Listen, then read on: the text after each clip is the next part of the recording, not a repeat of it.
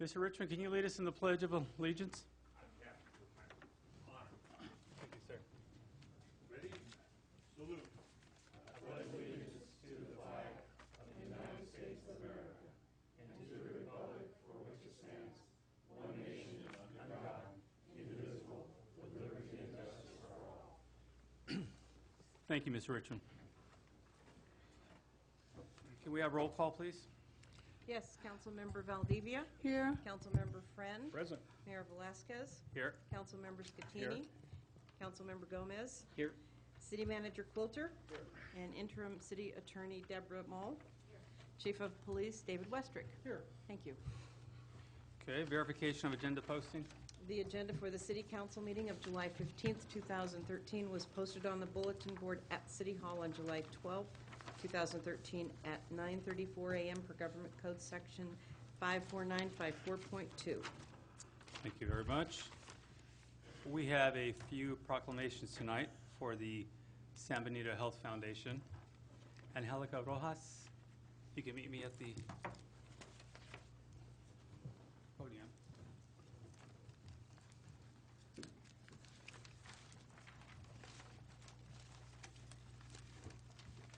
First one I want to read out to you is the Breastfeeding Awareness Month proclamation. Whereas all available knowledge indicates that human milk optimally enhances the growth, development, and well-being of the infant by providing the best possible nutrition and protection against serious health conditions, including obesity, diabetes, and allergies. And now, therefore, I, Ignacio Velasquez, Mayor of the City of Hollister, do hereby proclaim August 2013 as Breastfeeding Awareness Month in the City of Hollister in order to actively promote breastfeeding as the optimum and preferred method of infant feeding and as our community's cultural norm. Thank you very much. Don't leave yet. We have a few more here for you. The next one is for the Health Center Week proclamation.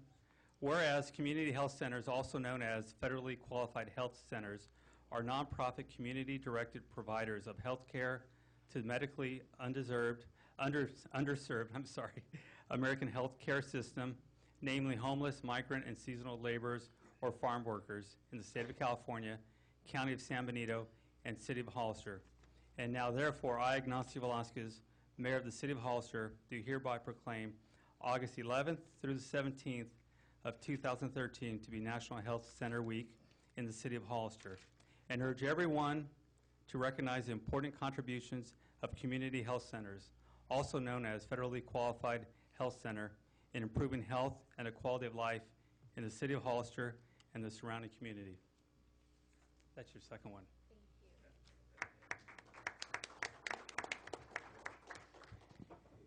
And our third is Farm Worker Proclamation. Whereas an estimated 3 to 5 million migrant and seasonal farm workers are employed in the nation's multi-billion-dollar agriculture industry and whose backbreaking labor makes possible the production and harvest of many crops. And now, therefore, I, Ignacio Velasquez, Mayor of the City of Hollister, do hereby proclaim the week of August 11th through the 17th of 2013 as Farm Worker Health Week in the City of Hollister. Thank you for all you do. Thank you very much for having us here. And we want to invite you to our August 14th event in the morning from 9 to 12. We have a health fair and we have our annual breastfeeding walk. And that's from 9 to 12. And in the evening, we have our annual open house. And we want to invite all of you to attend. And it's from 4 to 7. Thank you.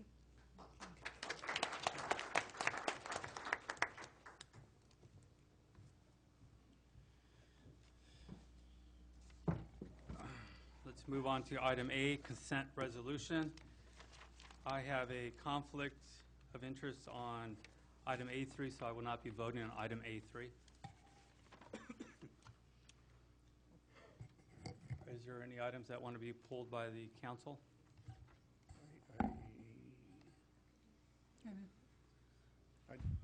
I'll make a motion to approve the consent agenda. I'll second that.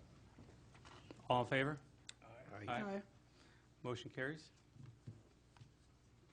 Move on to item B1. Good evening, Mayor and council members. This is a loan agreement with the City of Hollister to allow the advance of funds to repay successor agency enforceable obligations from the first 6 months of 2012. We reported to you at the last June 17th meeting on the status of the due diligence review. It was accepted by the Department of Finance. In that process, they instructed us to prepare a loan agreement that would approve a loan pursuant to Health and Safety Code Section 34173H to formalize loans by the City of Hollister from pooled cash to the successor agency for the recognized obligation payment schedule, or ROPS, payments for the first 6 months of 2012. So we're recommending that you adopt Resolution 2013-02 SA. Any questions? Yeah. Councilmember Scatini? I have several questions for you, Mary. One is, what this loan, the city's going to loan to the agency, when is that going to be paid back? It will be paid. When will it start, I should Yeah, ask? well, actually, the money has already been spent, and it's a way for us to recapture what was already spent from our pooled Right. cash. And so we will be able to place it on the next recognized obligation payment schedule that is approved and accepted, and that will be for the period of July 1st, 2014 to December 31st, 2014. So we won't be able to get it till about a year. About a year. And will that be one lump sum? Yes, we'll put it as one item, and then it would be paid, distributed then through the county auditor and controller. I see. Okay. Thank you for that one. Sure. Is that it? Yeah, 'cause you- Councilmember Gomez? No, no questions. Councilmember Friend? Just, I'm trying to remember when we, Your mic Sorry. on? yes, I'm just trying to remember when we set up the ROPS. And I think I remember you saying there was going to be a year in arrears by the time we recover this. And this comes out of the original allotment back. What from happened is in the December of 2011, there was, if you recall, there was litigation about the dissolution of redevelopment, and the property taxes were distributed to the City of Hollister for the redevelopment agency from the county auditor. And as required by redevelopment law, 20% of that property tax increment was placed in our low moderate income housing fund. So we followed the law and we put it in that bucket. What the state determined after the dissolution, and I think we all know that there was a lot of confusion last year and different opinions about how things were supposed to be done. And one of the things that the state determined, the Department of Finance, was that 20% was money that the successor agency had to pay for our enforceable obligations for the first 6 months of 2012. What wasn't clear till last December was that money should have been not retained in the low moderate income housing fund. And as you recall, through the due diligence review of the housing funds, that money was considered to be excess and dispersed to taxing entities. So now we're just trying to recapture what we should have. It wasn't really clear who was supposed to do what or how then. So we're just trying to clean that up. Okay. Is that it? Councilmember Valdivia? No questions? Okay. Thank you very much. I'll make the recommendation that we approve Resolution 2013-02 SA. Second. Okay, I have a motion and a second. Is all in favor? Aye. Aye. Motion carries. Thank you very much. Move on to item B2. I may have a potential of conflict for interest on this item, so I'm going to excuse myself through this discussion.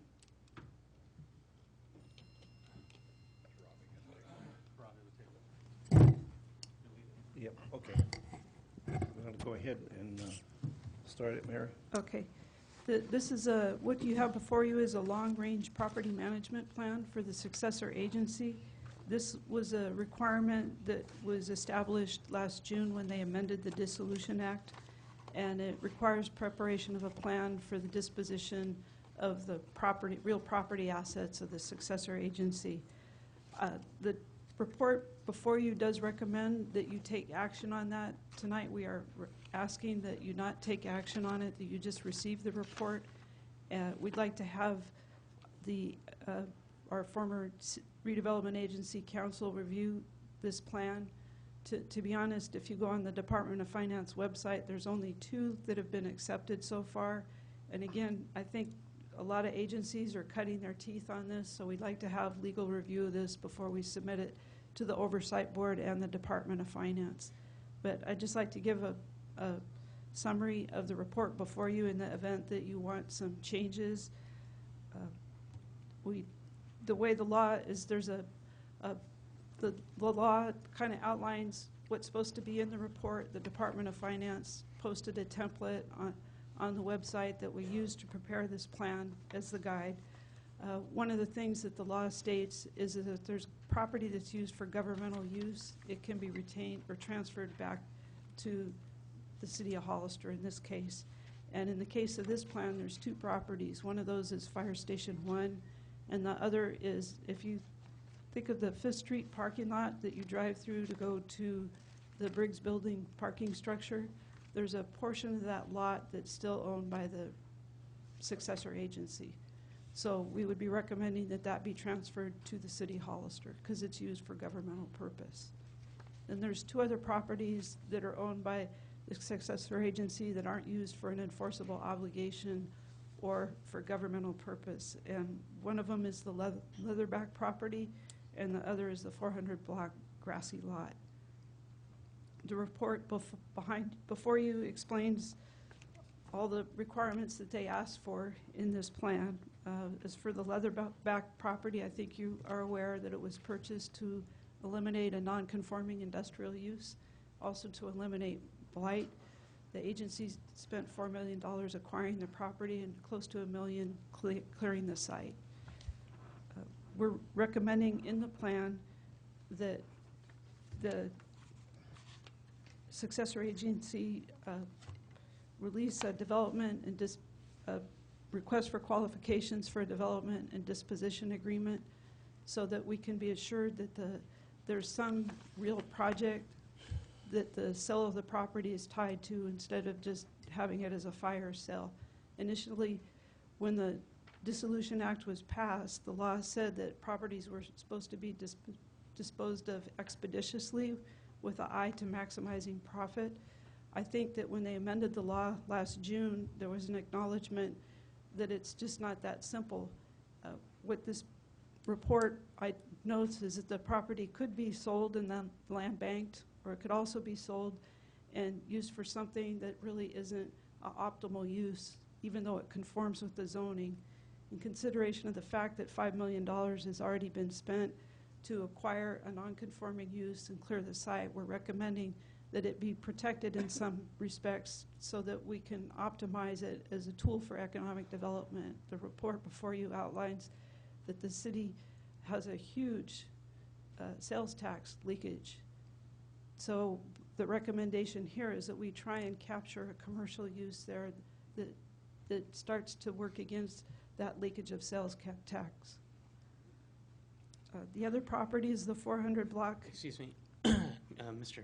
Vice Mayor, if I could really quick. Sure. So your recommendation was or the recommendation is in the plan is to send out an RFQ on the property? Right. Okay. And I probably should have explained at the beginning that once this is approved by the successor agency, it goes to be reviewed by the Oversight Board and finally the Department of Finance. And once it's accepted by them, then we could begin disposing of the properties. But it could be that our recommendations are overruled, but this is what we're recommending that we start with. So, Mary, you're talking about 3 steps, right? Before it gets to the step number 1 is submitted to the Oversight Committee? First, it comes a recommendation from the successor agency, which is you, Right. and then it goes to the oversight board. And then to the, what's the third step? It goes to the Department of Finance. And they make the final decision. Yeah. Right, okay. There is a ability to some extent for what they call it, it's like an appeal, we call it meet and confer. And so if we don't we don't agree with some aspects of their Right. decision, we can ask to meet and confer with them. But And- they do have the final rule. And how long will you think that'll take? Would you give an estimation of time? Estimate? I apologize, I don't recall, I'm guessing they'd have within, I think we'd hear from them within a month. I don't remember in the law if there's a timeline for when they have to make a decision. A lot of the other reports that we submit, there's a deadline that they also have. But our deadline to submit to them, to the Oversight Board, is November 30th. But we're trying to move this along so that if there's questions by the Oversight Board, we have time to address any issues and to move it forward so we can clean up some of the things we'd like to clean up and maybe sell some of the property for commercial use. For the city attorney, would you know that answer? You know, I don't believe that there is a limit for the DOF on review of these long-term property management plans. I think they have, I don't think they have a timeline where they have to come back. It's the last step, really, in this dissolution process. Right. And I imagine that everything else is going to have to tumble out in the wash. Some of the agencies are suing the DOF, so I imagine this will be the last step, and that I'd probably say 6 months. I think within a year, though. Would you agree? Yes. Okay. So- That's, The last property in the plan before you is the 400 block, or the grassy lot. The plan explains, one of the things we need to explain is how the agency acquired it, and I think you're probably aware that it was acquired as a result of the Loma Prieta earthquake. There was several unreinforced masonry buildings that were destroyed. So as a result of the catastrophic damage throughout the downtown, there was a downtown strategy and plan prepared in 1991, and part of that recognized the opportunity for the 400 block to assemble properties, also to have a larger than normal area downtown that was vacant on a corner to develop for Keystone commercial use. The plan before you identifies some of the history of prior proposals on that property. It's always been envisioned an area for some type of commercial development. One was a theater, one was a hotel. We now have a general plan that has a mixed-use land use plan for downtown. So when we were ready to release a draft implementation plan in 2011, that plan would have included this as a mixed-use area. We weren't able to do that because of the Dissolution Act. We're also like to point out that this property has also in the interim been used for nonprofits. City Council passed a resolution in 2001 and again updated it in 2010, recognizing the community benefit of this area. It's been used as part of the farmers markets for the Lights On celebration. So in some ways it's become a form of public open space as it's been held for a future commercial use. The report recommends that for the first 18 months that the successor agency have the option to acquire the grassy lot. It's been appraised for a value of $220,000. And that way there would be, again, hopefully some control to assure that it wouldn't be underdeveloped. It's recognized as a significant piece of property in downtown Hollister. If that option doesn't prevail, maybe it's not accepted by the Department of Finance, we're recommending then, again, a request for qualifications and a development disposition agreement to protect it from being underdeveloped. So in conclusion, we're recommending that we have this reviewed by legal counsel before we bring it back to you, and that there be no action tonight. so how long would it take before you bring it back to us? we've asked our outside or Cold Farm and Lippman to hopefully have comments by the end of August, because we'd like it to have on the successor agency agenda in September, so it can be reviewed by the Oversight Board in October. In the event there's any continuance, we'll have time to address any questions that they may want addressed in October and November. You have the question? So I guess you want us to shelve it tonight? If you and wait want, for your- you mentioned something about November 1st, that they wanted, we have to submit the plan to the Department of Finance by November okay, so 29th. it doesn't have to be completed by then. Right. it just have to- okay. But we have to submit the plan to them, but that requires action of the Oversight Board and you. So, and we're seeking any comments or changes you might want this evening, any direction, so that when we bring it back to you, it's in a form you want to approve. Well, I think, and myself, I'd like to see a little bit more time, just because that's a pretty good-sized plan. I think I understand what you're doing, but would it be prudent, because of your timetable, to bring it back at the next council meeting? We can take action on it, and then it gets changed when it goes to the successor agency for review? Or does it have to Or you come mean the back here? Oversight Board?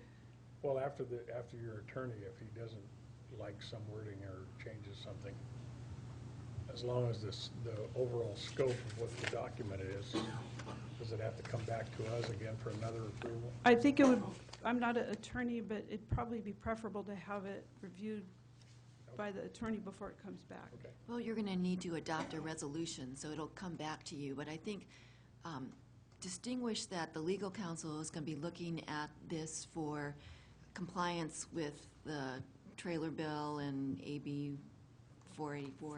1484. Right. And it's actually your job to decide how these properties are disposed of, and whether you want to keep the properties as outlined in this plan, or whether you want to take a different path.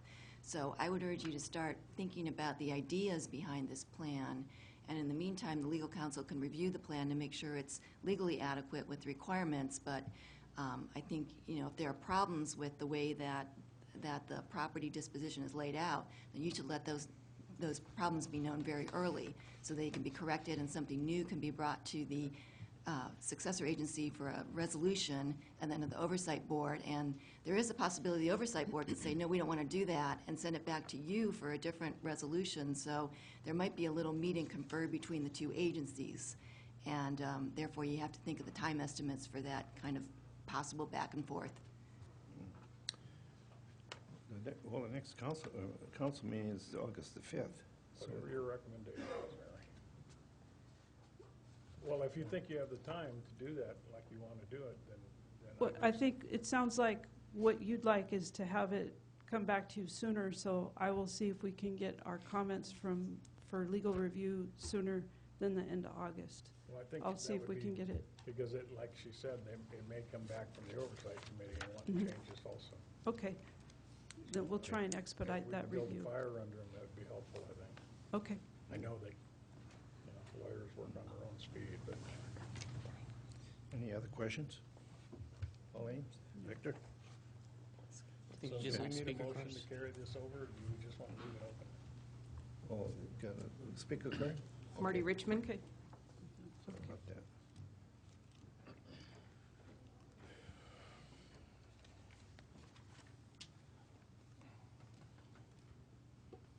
Good evening, Mr. Vice Mayor. Marty Richmond from Hollister, members of the council. I have some comments on one of the properties and two questions on the other.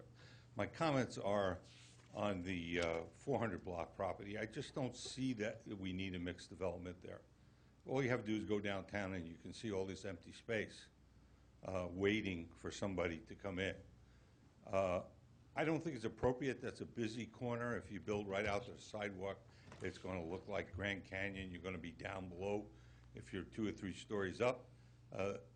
We've always talked about that as being the entrance to the downtown shopping area, which means it has to be some kind of very inviting area, I think a public or semi-public area I don't mind giving it to a private developer to do, but I think putting mixed use in there, putting a hotel in there, all that doesn't make any sense whatsoever when we are just flooded with empty space. The second problem I have is if you put space in there, then it automatically becomes competition for the leatherback space, where we also propose putting commercial space. Just how much commercial space are we going to put with each of them trying to compete with the other? So I think that would be a bad use. It's unfortunate that before the RDA went away, we didn't have an opportunity to get that developed the way we wanted to, which would be, we talked about having an open space that could change from open to closed and could be used for public things. I do think it's a waste, although I'm sure I'll get a lot of disagreement in the community. I just think it's a waste for a place just to post signs. We used it effectively during the motorcycle rally. I think it's used effectively during the farmers market. I think it's used effectively for a lot of things. I just think as a signpost, it doesn't make any sense. So that's my comment on the 400 block. I hope you take that into account. Now, as far as the leatherback, we've sunk $5 million into that. And when we bought it, my concern was, and I mentioned it publicly to several people, that the cleanup was going to be a lot of money. It turned out to be almost $1 million. So my question, and I'll take my answer sitting down, is number one is, what's it worth now is fair market value. Number two is, shouldn't we be looking to get somebody in there right away so it would generate at least some property taxes? I mean, we're sitting on that property. And I can assure you, when you go to the board, I can't speak for the board, they'll do what they want, but my guess is they're going to want money, okay? That's their whole purpose in life, is the oversight board is saying, where do I get my money? And the only way to get their money is to make something happen at the leatherback site and turn it from a piece of property into cash. It's all wonderful to say, we'll just hold it because we don't want anybody to bank it, blah, blah, blah. I love all that. That'd be great in a world where we had no bills at the current time. But I can assure you, Gavilan and all the rest of the people, those million people who are on that list that won't get the tax money from that, are going to want their cash. Thank you for your time. I hope someone can tell me what it's worth. Any other speaker cards? Okay, what's the pleasure of the council? Oh, I think Mary has an answer to. there was an appraisal for the property, and it's $1,830,000. For the leatherback property. Right. So again, we're recommending that this item be continued. Okay. Just if I could add real quickly, if you recall, the purpose of the redevelopment agency was to eliminate blight. The property wasn't purchased by the city. It was purchased with the cost of a non-conforming use and a facility that was on there in order to clear it and do all of those things. And that's not substantially different than what it was thought the estimate was going to be. The cleanup is all part of what redevelopment agencies do. That's part of what redevelopment is for, and what the money from redevelopment was supposed to be for. And it did exactly what it was supposed to do, which was clean up that property. And it's not going to be worth what it is when you get done. I mean, that's not the way redevelopment works. And so anyway, that's that. It wasn't a straight up land deal where the city went and paid $5 million for a property and has $1.8 million. Technically, because of what the state did, we get $0, or we get a small slice of those dollars. And then the point is, as was mentioned, is, you know, you get something on there and you start, the way you get your money returned is the value of the property that goes up because you have a user on there that's paying things that was probably worth more than leatherback was, and anyway, any number of things. So anyway, just so that we're completely clear, it wasn't a straight up land transaction where we went out and bought a piece of property and are selling it for Lost money. substantially. Exactly. Yeah, I don't have an issue with that at all. I mean, I think initially we went into it with exactly that purpose, and that was to clean up the property.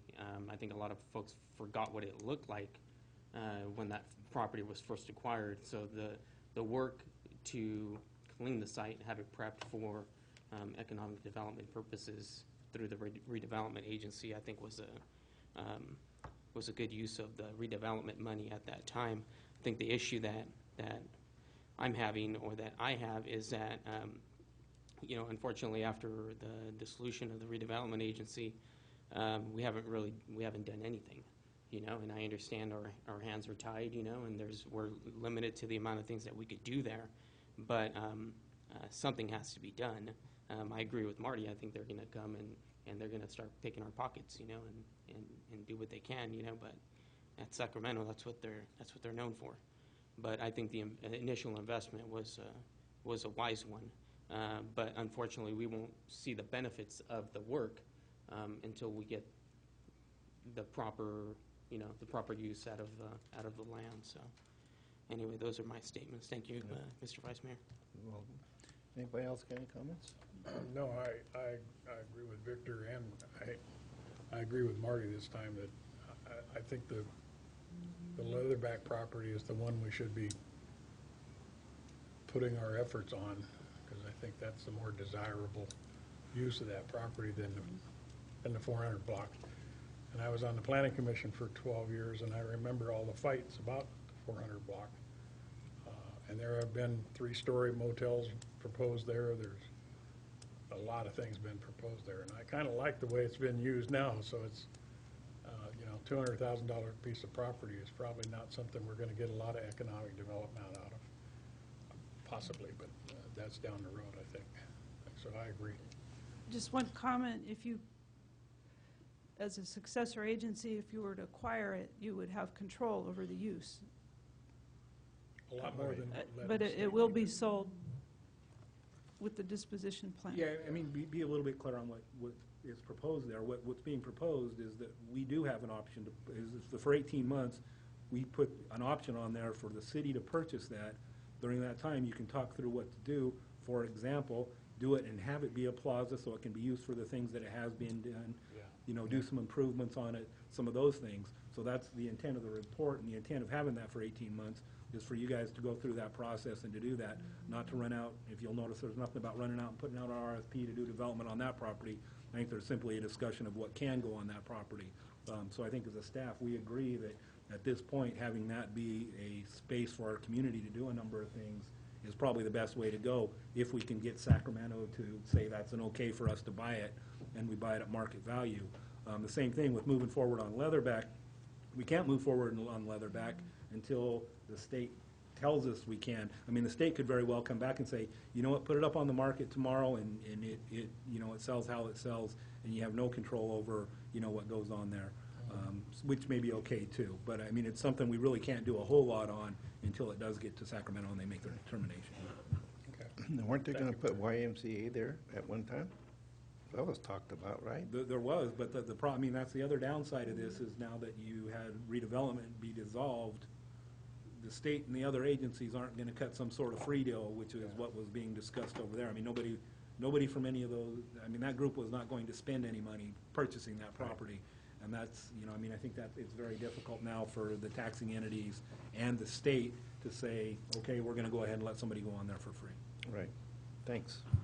Thank you, Mary. Any more questions? What's the pleasure of the council? Can we just continue this, a motion to continue the item? Or is that? Want to continue? Okay, Again? that's fine. Yeah, I'll make a motion to continue the item I guess. indefinitely. Thank you. Second. Okay, all those in favor? Aye. Aye. All opposed? Oh.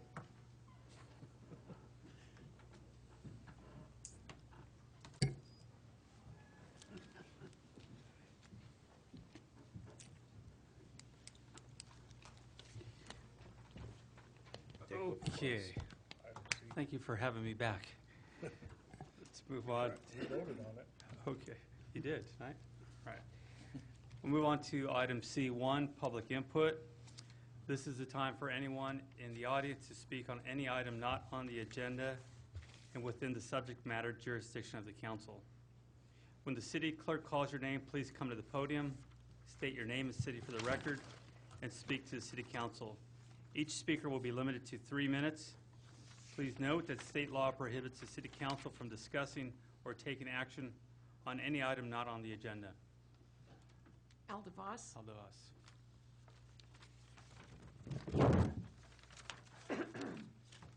Good evening, Mr. Mayor, council members, Chief Westrick, also City Manager Clint. I'm here on behalf of, well, actually, my name is Al DeVos. I'm the Gang Prevention Coordinator, and I'm here on behalf of the Gang Prevention Policy Committee and only because we'd like to recognize somebody that's put a great deal of work into laying the foundation for what's been a successful policy committee collaborative, and that's the Clint Quilter. He's moving on, and we're very excited for your opportunity of moving on, but we're also going to miss all of your efforts and input. We'd just like to recognize you for everything that you've done in setting together just creating a collaborative structure that has the MOU and everything in place so that we've been able to be very successful in not just our partnership, but in going to the state and other agencies and seeking some substantial grants. So we really appreciate your work. And on a personal basis, I really wish you all the best, Clint. It's been great working with you. He's an excellent manager. He's a mentor and somebody whose opinion is really insightful as far as setting up programs, planning, setting the chart for the future. So on behalf of the Policy Committee, I'd like to present you with this humble certificate, but more importantly, a heartfelt thank you. Yeah.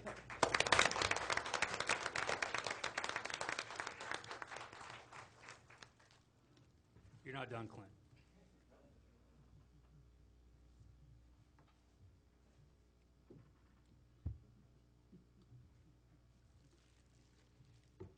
As I was in the back room there, waiting for the discussion to finish, I noticed all these pictures of all the city managers from 1957. Now, I know Clint probably doesn't want to have his picture there, but we're going to get one of you and put it up there, Clint. Clint is probably one of the longest-serving city. Are you the longest-serving? Probably pretty close. I was looking at most of the terms over 2-3 years. Clint's been with us for a while. He's been one of those people that came through the ranks up to city manager. And he ran the city during the hardest period, I think, of since the Great Depression. We were in the Little Depression here, but Clint kept the city afloat. Not an easy thing to do during those times, especially in a small town. He's put a lot of his heart into his job.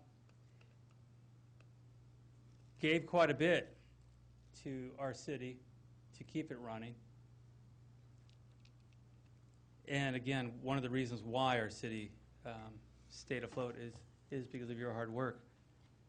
Clint's moving on in his life to a very incredibly beautiful area along Highway 395, a road I used to drive on quite a bit just for its beauty, seeing those sunsets.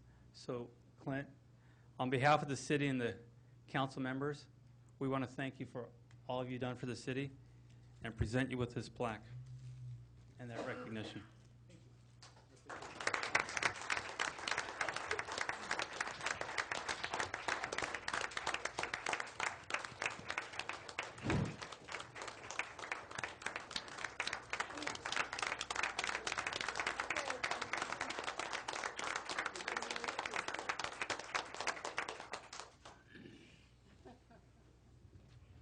I was going to say a few words during my report, but I'll go ahead and do it now. This is just north of my 500th council meeting that I've participated in the 24 years that I've been with the city of Hollister. There have been 13 councils in the time that I've been with the city of Hollister. There's a couple of you that have been here the entire time that I've been city manager, which is the last nine years. Well, haven't been here the entire time, but have spanned the entire time. Pauline and Robbie were both here when I first came on board as city manager. Robbie had a little gap. I just really want to thank all of you. I want to thank all my fellow employees that I've worked with over the years. It has really been a big part of my life. Hollister's, I've worked here almost all my adult life, from the time I started here as a public works inspector up through tonight. And I think it's a great community. It has just a number of wonderful things. And I think the economy is going to allow an opportunity, and things are going to have an opportunity to where you're really going to have an opportunity to have the community kind of pick up where it was kind of left after Loma Prieta. I mean, I think there's been some issues that have been unique to Hollister, starting with the earthquake and then just kind of moving forward. So I want to thank everybody in the community that I've worked with, everybody with the city that I've worked with.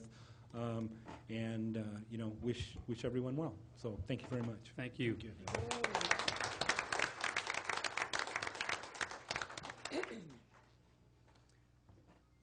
Next is our speaker. Marty Richmond.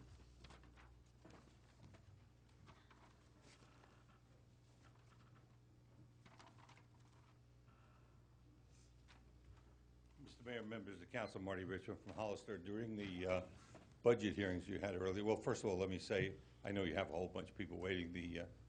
The rally was good. I'll stop the rally talk right now. You got a lot of people to talk about it. My opinion, it was good. During the budget hearings, there was a lot of talk about various costs of running the city. One thing that came up was the side funds, and I sent you all a little primer on the side funds. I hope you enjoyed it, to explain exactly what they are and exactly where they are and why we, essentially, if we can't buy them out, we're never going to get rid of them. The other issue that came to light during that time was talking about the cost of health care. And I did a little analysis with just a pen and a pencil real fast and found out that the city of Morgan Hill is paying about $11,000 per employee for their health care for employees who are full-time and make more than $25,000 a year. And the city of Gilroy is paying about $10,000 per employee. And the county of San Benito is paying a little less than $9,000 per employee, and we are paying more than $15,000 per employee for health care. So if you're looking for the gold-plated benefit, there it is. For some reason, everybody else in the neighborhood here seems to be able to bring this in at a much lower price. I'm sure there's all kinds of good reasons we can't do it, just like there's all kinds of good reasons we can't do everything. But I just wanted you to be aware of the fact that that would net you somewhere between an extra $600,000 and $1.1 million a year if you would just get in line with all the other cities. I mean, it's funny how when we're going up, when they're paying more money and they're giving more benefits, we always have to get in line with them. But when they're lower than us, we never seem to want to get in line with them. I guess we should write them a letter and tell them to raise their cost of health care to get in line with us. Thank you. Thank you. Raquel Vasquez.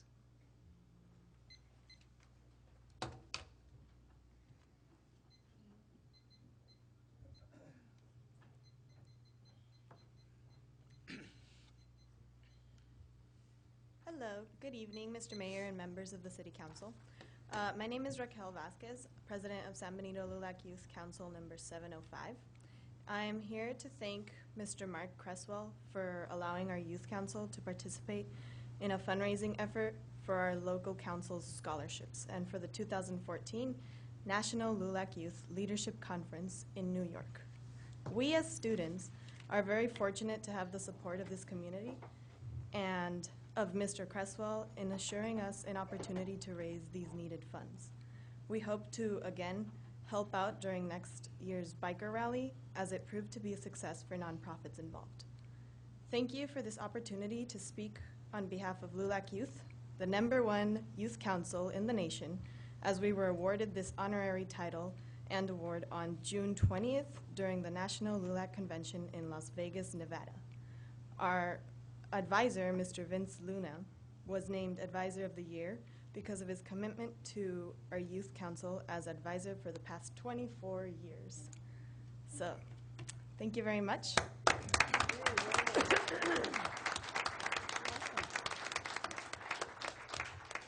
Congratulations, Vince. Good lead-in for Mark Cresswell.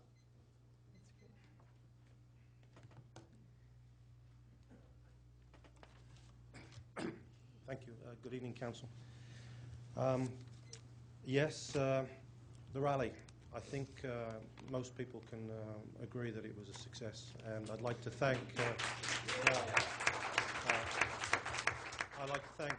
you, the council members, for voting it all back on January the 7th, and then for obviously voting my company back to manage it a little bit later. I think it was a good job. I might be biased on that, but I think it was a good decision on your part, on your behalf. It was a success, and a lot of people had a very good time this year. That's one way of looking at the success. Another way, very important right from the start, is that the rally paid for itself. And absolutely, at this position right now, the rally is looking like it did exactly that, and with some. We've got to crunch some final numbers there, and but we've handed some checks over to city manager, and it looks good. I will confirm that we have received funds adequate to cover the city's cost, our budgeted cost of about $137,000. We've received all of them.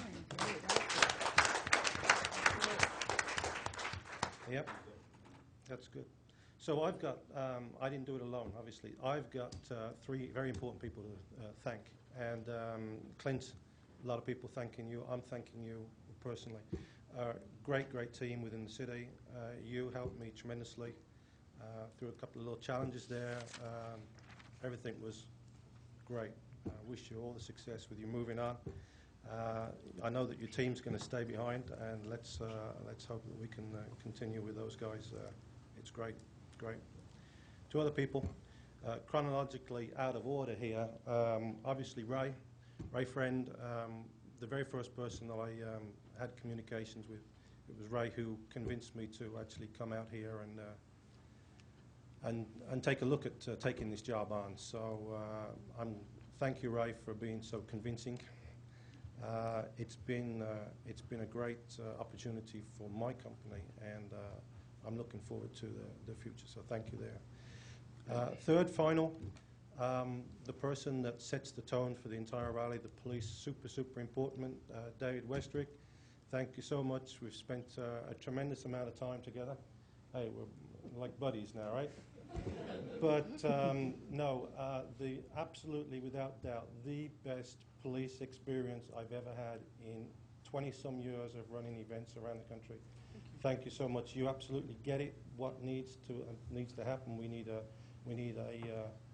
good, welcoming feeling to the motorcyclists here, but we also need a safe rally. And under your leadership, you've convinced me that absolutely we're going to have that for the future. So, thank you. Thank you very much. Important, talking about the future. Important. We've done some work here. We have to think of the future. The rally we have to have answers for the people that came this year, and almost 60,000 people came to this rally over the Friday and the Saturday. So the future starts right now, and so I'm pleased to announce that my company, Worldwide Dynamics, has entered into a 5-year agreement with the Hollister Downtown Association to examine the future of this rally. I mean, people want answers. I'm going to be going to Sturgis Motorcycle Rally in 2 weeks. It's going to be the talk of the entire Sturgis Rally is Hollister came back. 60,000 people had a great time, and figures to remember, 60,000 people had a really good time this year. They're going to come back next year with 3 or 4 of their friends, and we'd better be ready. The economic impact to Hollister, the fact that this is going to be something that puts Hollister massively on the global map is something that we shouldn't be taking lightly. Well, I'm ready. I know that David's ready, and I'm sure that everybody should really get into their head right now that they'd better get ready. We relied on lots of non-profits. We're going to rely on more non-profits in the future. It's going to be great for Hollister. It's going to be great for the community, and I'm really pleased to be part of it. So thank you. Thank you. Thank you very much.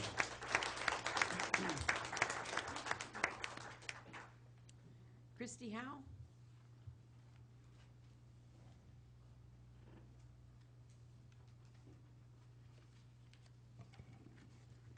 I'm pretty sure. Good evening, council, staff, members of the audience. My name's Christy Howe. I'm a resident here of Hollister. I'm a longtime community activist, rally supporter. Last May 7th, I expressed serious concerns with you, Mr. Mayor, regarding your management style and your actual support of our rally. As I have done previously here in council chambers, I once again tried to explain to you how needed it was to present a united team effort. I again explained how the Motorcycle Industry Council, the motorcycle media, and motorcyclists around the world work watching Hollister very warily and very closely.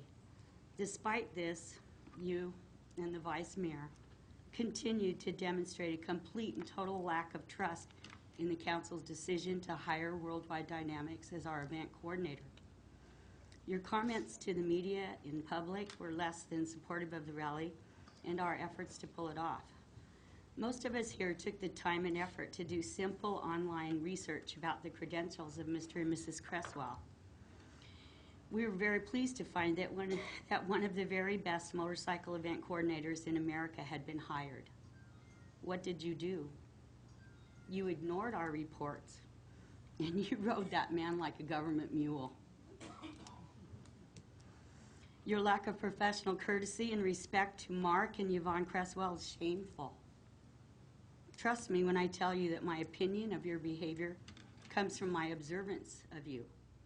In May, you casually informed me that I only felt the way I did because Mark put these ideas in my head. You ignored my 8 years of public service regarding the rally. Really? You also informed me that I needed to trust you. Well, I'm sorry, I no longer do. You can tell a lot about the measure of a man by the respect he offers up to others. I warned you then that we may have to work around you, so we workers did what had to be done. We worked around the stumbling blocks that you put up. We worked around your demands to hire additional security over and above what was contractually budgeted and agreed upon. We worked around your demands that we discriminate about who could or could not buy booth space.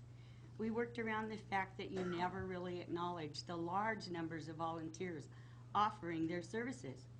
We worked around vendors calling us from other events, claiming that they could buy cheaper vendor spaces from someone that claimed to represent you and the Vice Mayor. After that, I personally and the rest of us did all that we could to distance ourselves from your negativity. We keep waiting for you to publicly give credit where credit is due. So far, your gratitude is underwhelming. With all this being said, I'd like to publicly thank Mark and Yvonne Cresswell and their Worldwide Dynamic team for a job well done with very little time or money to do it. Thank you, Chief, for your excellent security and the job provided by our police, sheriff, and fire departments. Thank you to all of our city staff, our local businesses, the Hollister Downtown Administration, the San Benito County Chamber of Commerce, our planning departments and permits departments, the Community Foundation, the Veterans Hall, the numerous veterans motorcycle clubs, the Christian motorcycle clubs, the Top Hatter Motorcycle Club, our service clubs, the Elks, the Rotary, the Veterans of Foreign War. We thank all of our nonprofits, even those who kind of lost the vision of their tasks. We thank them. We thank our youth groups and our citizens who either supported the rally or simply endured it. And we thank most of all the 6 decades of veteran motorcyclists who have chosen Hollister as a place to come and celebrate every July. We plan to continue offering up this hospitality year after year. Thank you. Thank you. Sharice Tyson.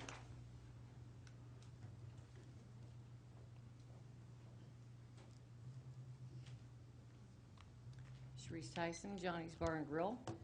I've been addressing council for 18 years now, and it's usually complaining or begging or cajoling, and this is a wonderful chance to say thank you, and thank you.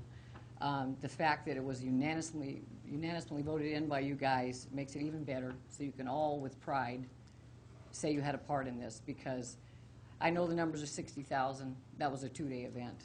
I am the hub, as we all know, without bragging, and I can tell you it was better than 1997.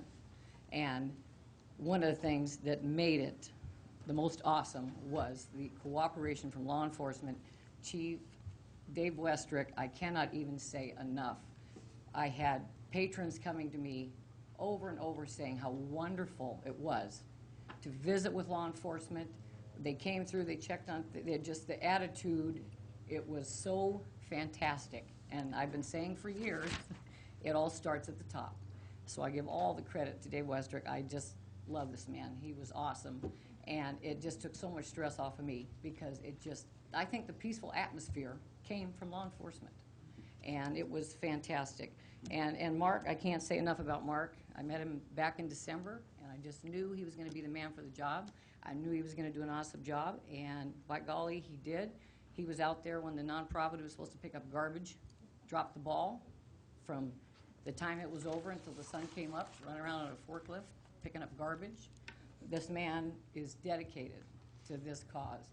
And I really think I've heard rumors talk about a 5-year contract, and the Downtown Association and Mark, he worked well together during this event. And if you do that and embrace that, then you've really got it. Because then your vendors who like to sign up for events years in advance, your sponsors, the money it will bring and the way it will escalate this. I mean, Leatherback could be used once a year and bring in enough income to pay for it to sit there all year long. Seriously, it could happen. So I just want to say I am so thankful, and I'm sorry that none of the hotels were here that did not show up with me through the years to beg you guys to put this thing on, because those people were getting $289 a night with a 3-night minimum, and they're not exactly swanky. So there's a lot of people that owe thanks that may not be here. And so just all I can say is thank you. It was so awesome, and I so appreciate it, and you all should be proud to be able to stamp your name on this rally. Thank you. Thank you. Elvira Robinson.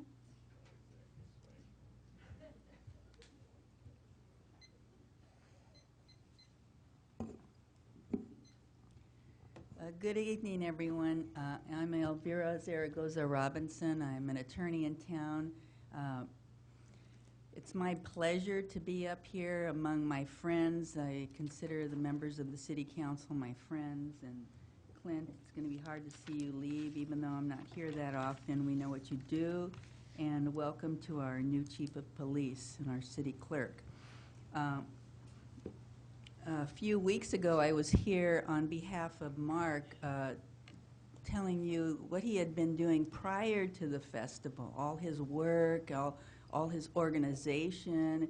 And we downtown, everybody, all the businesses downtown, got to know him pretty well. And we could tell that he was a giving person and that he really cared about what he does and about our community. And I told you back then that we were all hungry to have an event like this. We've had it before, but everybody was in support of it, that we're in the community.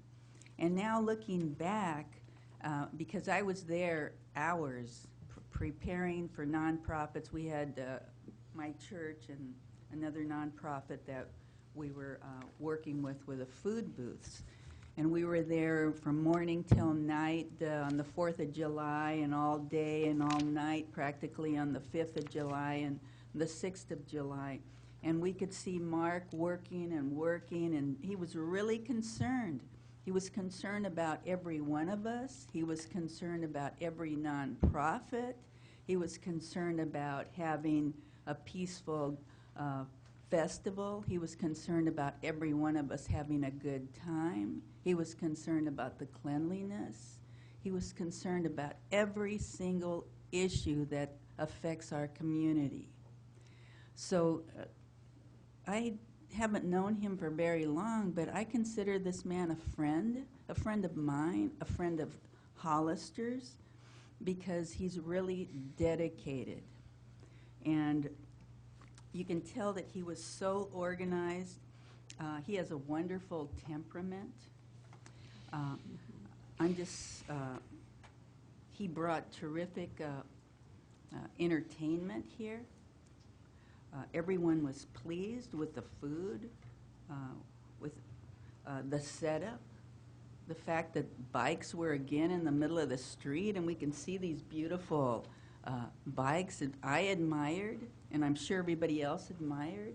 You know, the pride that we have to see that. I'm so glad that this is back here, and I'm glad that you're supporting this event because we need it. We, as members of the community, really need something like this. And I'm just glad to be here in support of Mark. You know, down deep and truly in my heart, I know he's really a giving person, and I'm glad we're going to have him back. He deserves it. We deserve it, and I want to thank you and thank Mark. I look forward to seeing him in the future and working with him to support our nonprofits and our community in this wonderful event. So thank you. Thank you. Debbie Taylor.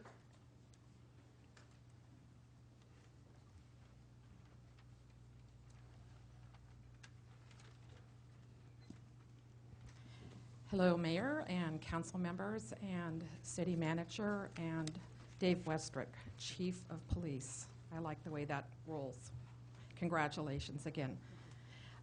Tonight I want to, first of all, most of you know I'm Debbie Taylor, President of the Chamber of Commerce and Visitors Bureau. And you'll have to stop me. I know that timer's going to go off before I finish, but the mission statement of the Chamber definitely embraces economic vitality. And the one thing that I feel is that we have to seize opportunities, that we have to basically be able to embrace things that have happened in Hollister. And I haven't been a lifelong resident of Hollister, but I definitely have been able to be educated about the history. When I joined the Chamber in January of 2012, one of the first things that basically a lot of the Chamber members were coming in and talking to me about was bringing this rally back. That was something that was a concern of them, and for obvious reasons.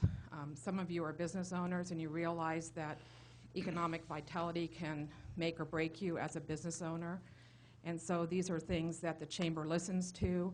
And I think that when things first started with this rally and the discussions, and we had meetings upon meetings, it looked like it was going in the right direction. And I truly believe that when stars align and things are in the right place and people are on board and the community is supporting an event of this caliber, that you basically are going to have an end result. I think that it takes a team. I think that you need to basically be on the same page and be working in a positive forward motion. I want to share some of the feedback that I had. I want to be the representative of the businesses of the county, not just the city, but other cities that were involved and impacted by this rally. The feedback was amazing, and it started even before the rally was finished. I had people coming into my office. I was open all 3 days, even though the door or the window, the sign on the door said closed. I really wasn't closed. I worked the 4th, 5th, and 6th. I did it with a tremendous amount of passion and vision because I knew what could happen when this rally went off, and I really did have a lot of faith in worldwide dynamics. The Chamber members were extremely thrilled. They kept talking to me about how it was impacting their businesses, and we're not just talking just the downtown. We're talking as far as San Juan Bautista. Tres Pinos had incredible amount of people, an influx of people. So when you talk about bikers, you can talk about bikers, but I also see tourists. And that's one thing that we really believe in and that we're working towards is increasing tourism for this community and also for this county. I want you to know that the feedback was positive, extremely positive, and I'd like to share that forward to the council. I also want you to know that it definitely increased tourism. I talked to some of our chamber members, some of the wineries, Hollister Hills, great feedback, and I'm going to wrap up. And the opportunity for the business owners was absolutely off the chart. So I want to talk on behalf of the chamber members and let you know that this was a very positive feedback on this event. I want to thank Hollister PD and the fire department. I want to thank all of the volunteers that worked so tremendously through this whole event. And I definitely want to say that Mark Cresswell, you really knocked this one out of the park. I commend you, I respect you, and I think that Worldwide Dynamics was a fantastic choice by the City Council to put this event back on the map. Thank you. Thank you. Carolyn Knorr.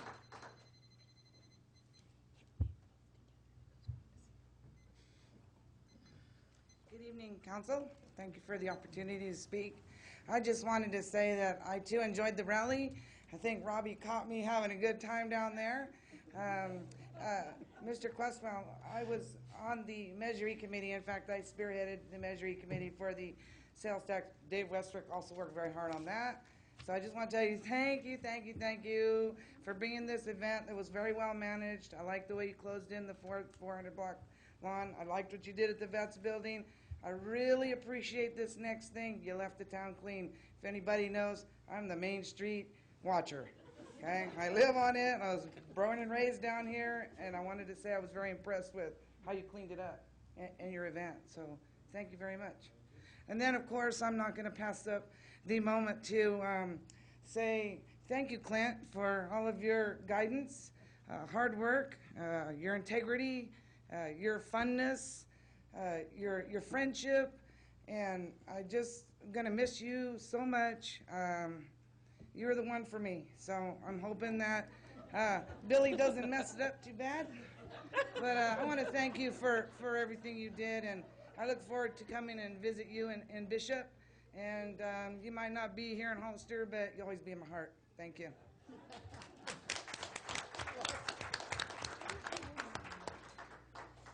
Thank you, Luna.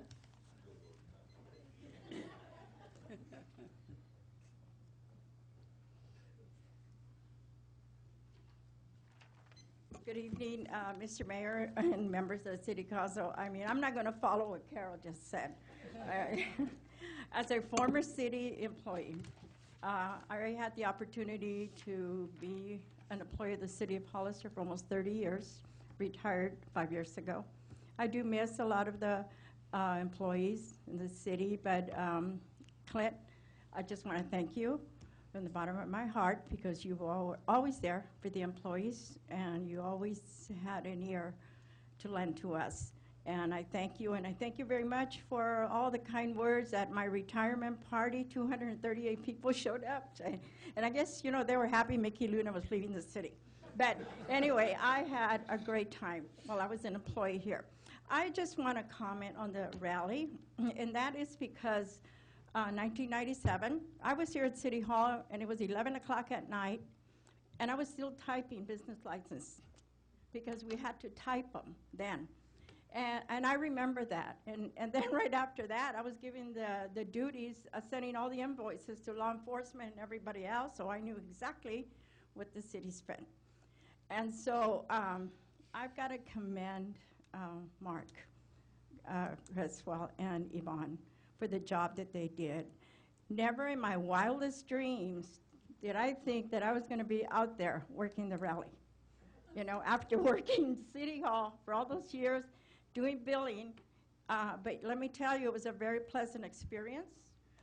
The people were very happy to get here, and Chief, I think I even helped you on East over there on Sally. I was traffic control for a while because people were lost, so I knew everywhere where to direct them and what streets were open, thanks to Mark, who showed me the map.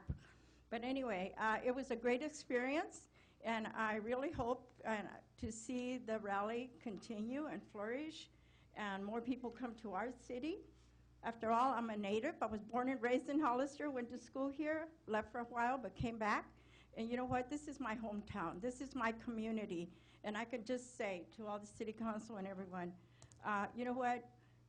Let's make this our community event. Let's all work together, because that's the only way that we can flourish and put Hollister back in the map. No matter who, I mean, they talk about the hotels. Yeah, they made money. We know that. The restaurants, you know, I wish that every closed business downtown would have opened just for that day, because they would have been busy. The nonprofits, I mean, we had the young ladies from our LULAC Youth Council that spoke, and you know what? Everybody was happy. They made money, and I just have to thank Mark and Yvonne, and I hope you, I really hope you move here. You know, don't go back to North Carolina. So thank you for the opportunity.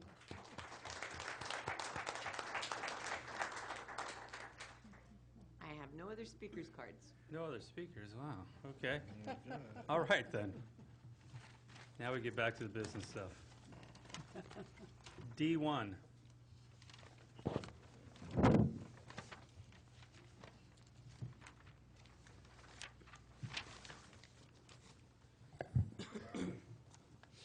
Thank you.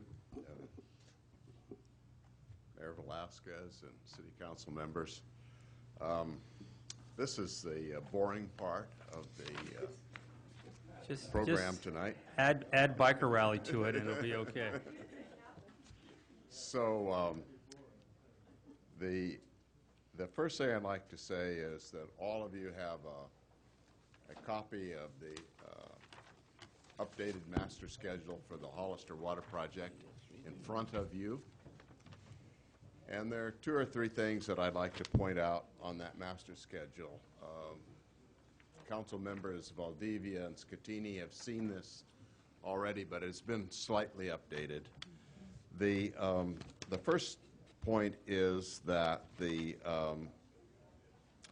on the first page that Councilmember Gomez has asked about how we're progressing on our EIR preparation.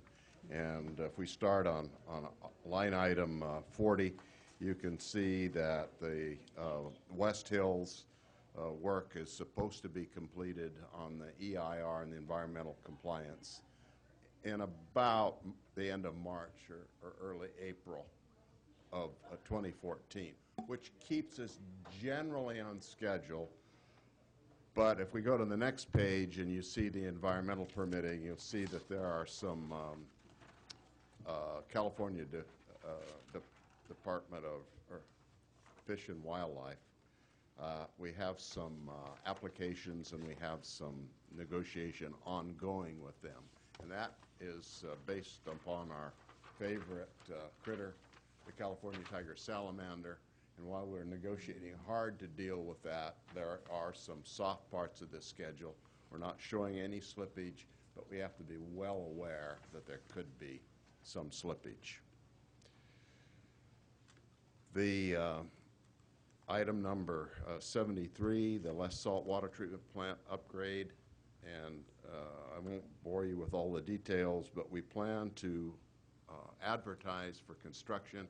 And I know that Councilmember Friend has asked when that would start, and we're going to advertise for construction in this month, end of this week, and it's contingent upon you and Sunny Slope agreeing on or accepting the proposed rate structure.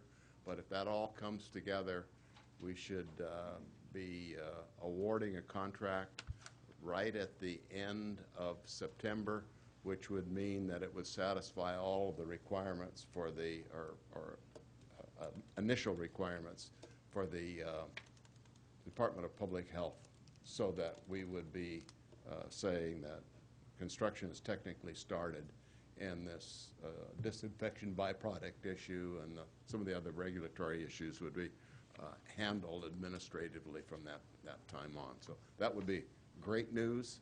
The key dates will be to accept on the 5th the recommendation for the rate structure. Yes? Do you think now that you're at the point where you're getting ready to start construction, is that Fish and Game issues, are those going to stop anything, or is it just going to continue until we get that permission? They won't stop less salt, but they could delay the new facility, which is at West Hills. But I want to point out at this point that because of the structure of your financing that was presented at the last meeting, you're only financing the less salt part and some of the engineering work for West Hills, so we can keep going on West Hills. But if there's a delay, then you have not sold bonds or entered into any financial arrangements for the second part, so you're paying no money or penalties because of that delay. And that was part of the financing structure that you and your city manager and others agreed upon. So that's the good news.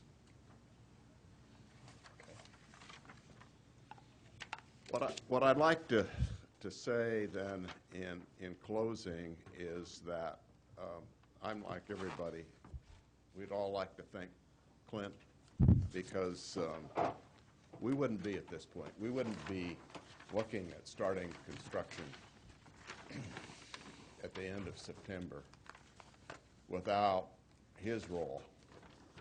He has been very, very instrumental in keeping us on track and taking care of some of the very difficult issues with the other agencies. One of the definitions of management is getting work done through others. And in this case, it's not just his staff or myself as an extension of staff. It's getting work done through the other agencies. And without Clint's skills in that regard, and keeping his eye on the ball, keeping us all focused, we wouldn't be here. And so this is a kind of a management statement about thanks, but thank you very much, Clint. Thank you very much. Are there any questions from council? No, I don't have any questions. No questions? Move on to item E1.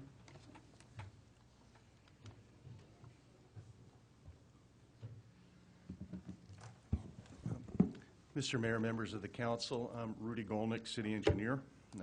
Pleases me to bring before you this evening an item to conduct a public hearing for the purpose of adopting a resolution confirming the boundary and assessment of Landscaping and Lighting District 93-1 and ordering the levy and collection of assessments for fiscal year 2013-2014.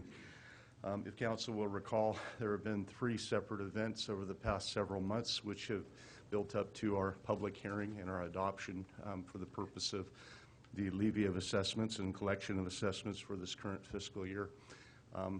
If council has any questions towards the matter, I'm here to answer those questions. If not, then to open the public hearing. I have no questions.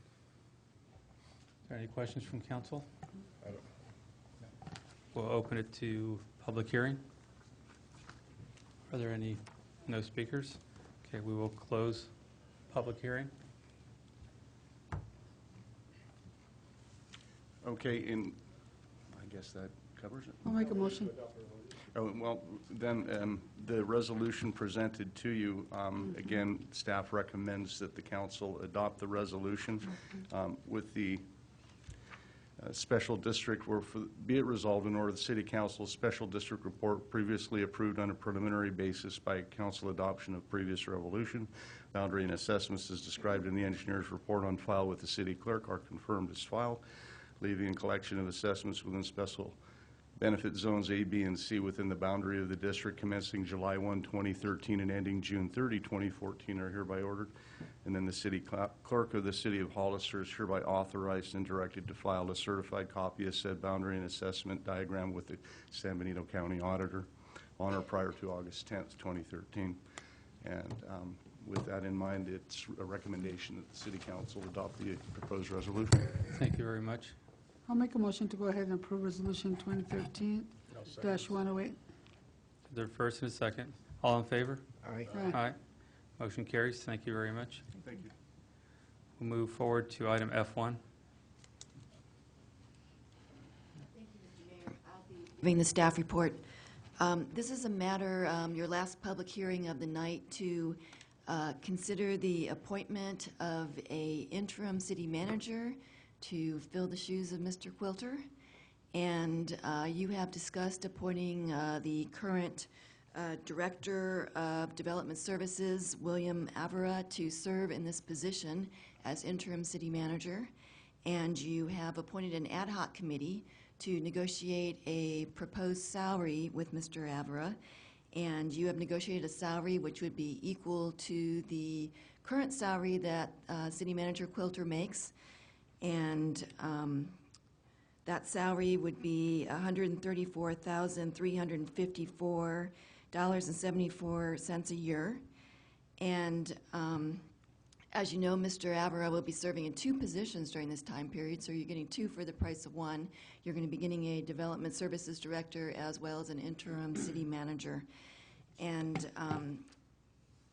it was requested that the cap for vacation leave be waived as part of the compensation package for interim services, and the ad hoc committee negotiated in place of that a 40-hour cash out so that there wouldn't be an issue with use of vacation during this time period, which is anticipated to be quite busy.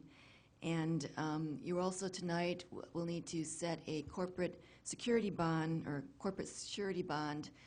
in the amount of $200,000, which the city actually posts on behalf. It's in case there's any issues, problems during the period. And the draft employment agreement is attached, and the resolution provides for you to authorize the mayor to sign the employment agreement for the interim period of time. Thank you very much. Is there any questions from council? Councilmember Gomez? So, from what I understand, I'm sorry, I may have been confused when I was reading this then. So is the vacation cap going to be temporarily put at 360 then? No, sir, he's or going to get no? an automatic cash out of 40 hours of make vacation sure that time to it's- free up his bank Yeah. a little bit so that he isn't going over the cap during the time he's serving as interim city Okay, manager. so the cap's going to stay at 280? Yes. Okay, sorry, I just need clarification on that. And then, I guess Billy's a good guy, even though I think Carol was saying some stuff about him, but but whatever, you know, we don't always listen. I don't always listen to Carol. But anyway, yeah, I'm supportive of that, and I want to thank the mayor and I think Councilmember Valdivia that sat on that. Valdivia, yes. I appreciate you guys taking the time. Thank you. Councilmember Scatini?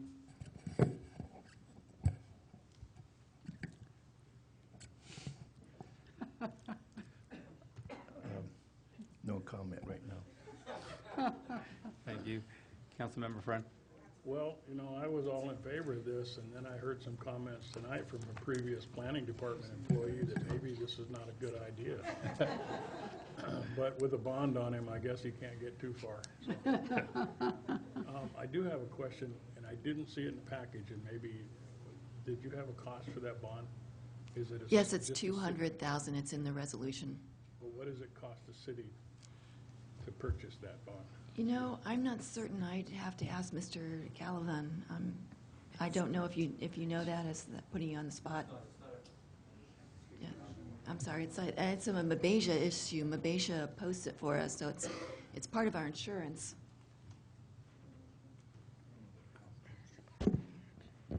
Mayor Velazquez and council. I know it's a lot less than that. What I can do is this, because we do this annually. We did it for city manager Quilter.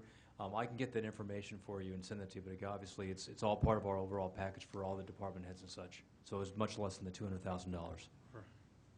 Good. Thank you. Thank you.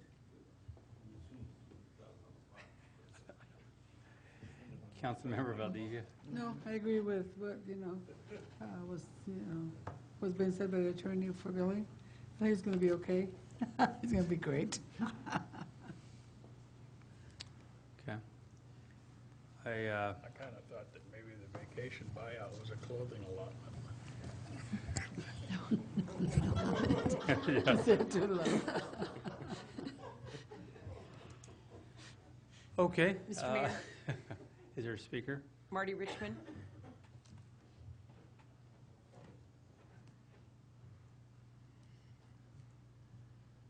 Mr. Mayor, members of the council, Marty Richmond, Hollister.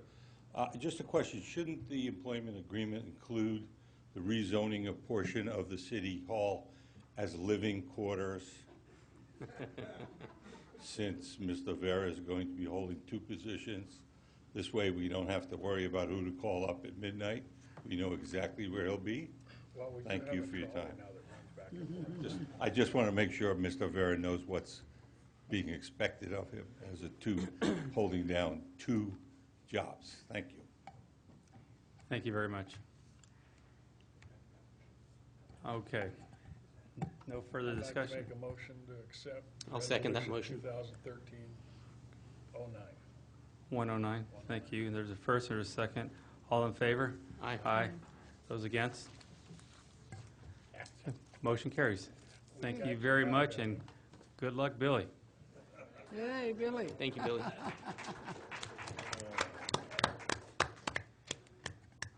Okay, let's go on to item G1, reports from city council committees. Councilmember Gomez, I did not have any. Councilmember Scatini, No meetings? Councilmember Friend, No.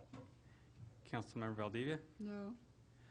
I'd like to take a moment to report from the rally committee. This is the first meeting after the rally, so I find it kind of difficult to thank people before that point, but I would like to say that this rally was incredible. Mr. Cresswell did a great job on organizing quite a bit of the rally, making this thing take off. It's nice to see the downtown succeed. It's even nicer to hear Ms. Lenore in favor of the rally now, so that shows you how good of a rally it was. I like to, one vendor I spoke to out there came from Santa Barbara, and he pointed out to me that he'd rather be here in Hollister at the biker rally than at the 4th of July event they had in Santa Barbara, because it was that much better to be here. And that just goes to show what kind of rally we're having. This rally obviously could not happen without an incredible amount of dedication and hard work from so many different people in the city in so many different departments. The police chief, absolutely outstanding job planning and vision on how to handle the rally. People felt it, they saw it, and they had a lot of things, great things to say about you. And that was a good thing. What we want to see is happy visitors. Fire department, same way. They had guys out there on their bikes, ready in case of emergency, standing by at the station with EMS also. And also, Julian is not here today, but I was telling our city manager that Friday morning I went out to my office early, and I was sitting there looking out the windows, and one of the first people I see is Julian out there making sure everything's running right. The afternoon came, and there was Julian again. Evening came, there he was. Saturday morning, there he was. Saturday afternoon, there he was. Sunday, there he was. And I know there was a lot of other employees out there doing their work behind the scenes, but very impressive to see our employees take the rally to heart and really make this something to be proud of. As mentioned earlier, I think the biggest impact was our downtown businesses and seeing our downtown start to fill up all those vacancies as we knew it would. And I would think by next year's rally we'll be 100% full on our downtown businesses. But most importantly, I'd like to thank the two people that really made this rally happen. They had the vision, they had the drive, the dedication. They knew it would make the difference for town, like I think all the council members did. But I'd like to take the time to thank Councilmember Ray Friend and Councilmember Scatini for not giving up on the dream of bringing back the rally.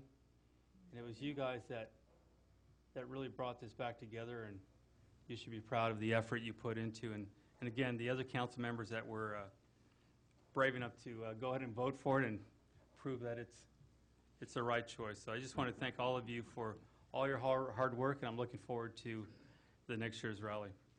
That's my report from the rally committee. So thank you very much again for all your work. To move on to item G2. Any reports or anything you want to say, Councilmember Gomez? Yeah, I have a few items. First of all, I want to thank Billy Avera for stepping up to the plate. In all seriousness, Billy, I feel bad because you're a good guy and you have a big smile on your face. I think that's why people throw jokes your way, but that's good. That's a good thing, a good problem to have. But thanks for stepping up to the plate. I've enjoyed your leadership over the past 5 years that I've been here. I think you've done an excellent job, and I expect nothing less from you. So congratulations. I'm very happy for you.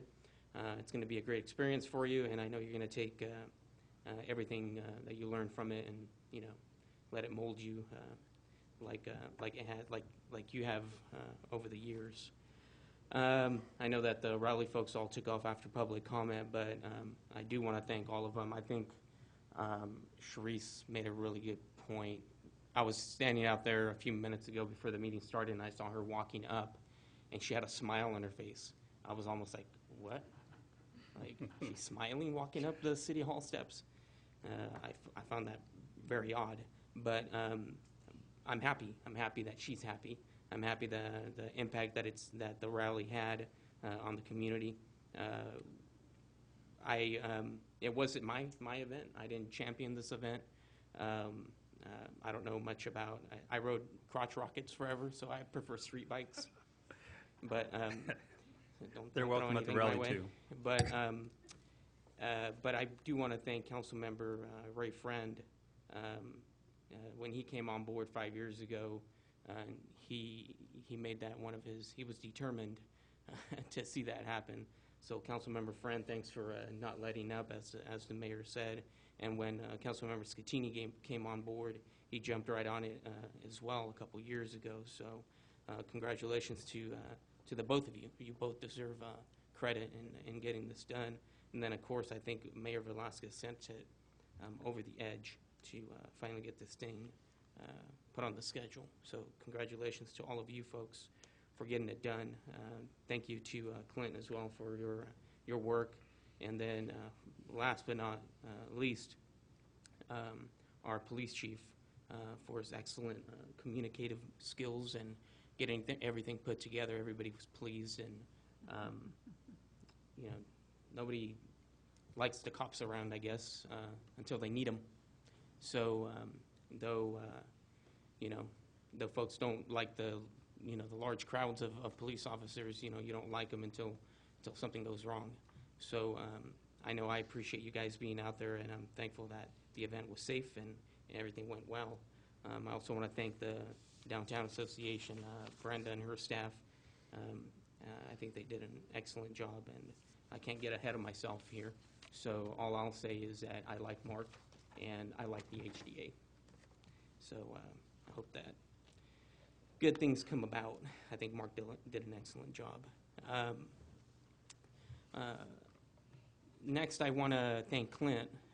Over the past 5 years, I've had the opportunity of working with you, Clint, and I want to say it's been a pleasure. We've, obviously always maintained a really good relationship.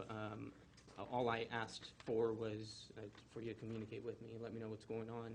I think it's very important as a city manager to take notes, Billy, for a city manager to communicate with his council. And you did exactly that. So I know I do appreciate it. I always had the heads up on things that were coming up. And, I know, at the end of the day, yeah, I know you're a Giants fan, but you know what? I think you're an excellent guy, and I wish you the best of luck moving back to your home area. It's definitely a beautiful area, and I wish you the best of luck, and thanks for everything. The last item I'm going to bring up is fireworks. I'm very thankful for all the safe and sane fireworks out there, all the nonprofits that are able to make money off of the sale of the legal fireworks. And obviously, we're able to pass through some funding for the fireworks show that's put on as well. So I'm very supportive of safe and sane fireworks. I think I enjoy them. I contribute. I usually flip-flop between the HDA and another organization, back and forth to support, sorry. And I just think it's very important for the nonprofits, just like the rally was. I mean, the rally was crucial for the nonprofits, and I think that's why it was another great idea to have it back on. As a owner of a Basset Hound, I'm not very happy with the illegal fireworks. And I hear it over and over and over, and I've received numerous emails in regards to illegal fireworks. We need a strategy. We need to do something. I don't know what that something is right now, and I know everybody has thoughts, and I'm waiting to hear from some folks, but we need to do something. And I don't think it's necessarily that Interim Chief O'Connor and his staff didn't want to do anything. I don't think and obviously it's not a responsibility. I don't consider it a responsibility of the police department. It is a responsibility, I believe, of the fire department, maybe the future fire marshal, and code enforcement. There needs to be work put together there. But that's not the problem. The problem is that, personally, I believe you don't have the adequate staffing on those days to be able to tackle the item. So I'm not going to use that as an excuse. What we need to do is give you the staffing that you need and the resources, not just staffing, the resources that you need to deal with this item, because it's bothering me like crazy. Behind my house is Panorama Court, and I swear I hear a bomb go off like every M80's going off like, 11 o'clock, 1 in the morning, 3 in the morning. I'm like, man, like, they must be young because I can't even stay up past midnight these days. But, then my dog starts up. She sleeps in the house, but that doesn't stop her from howling.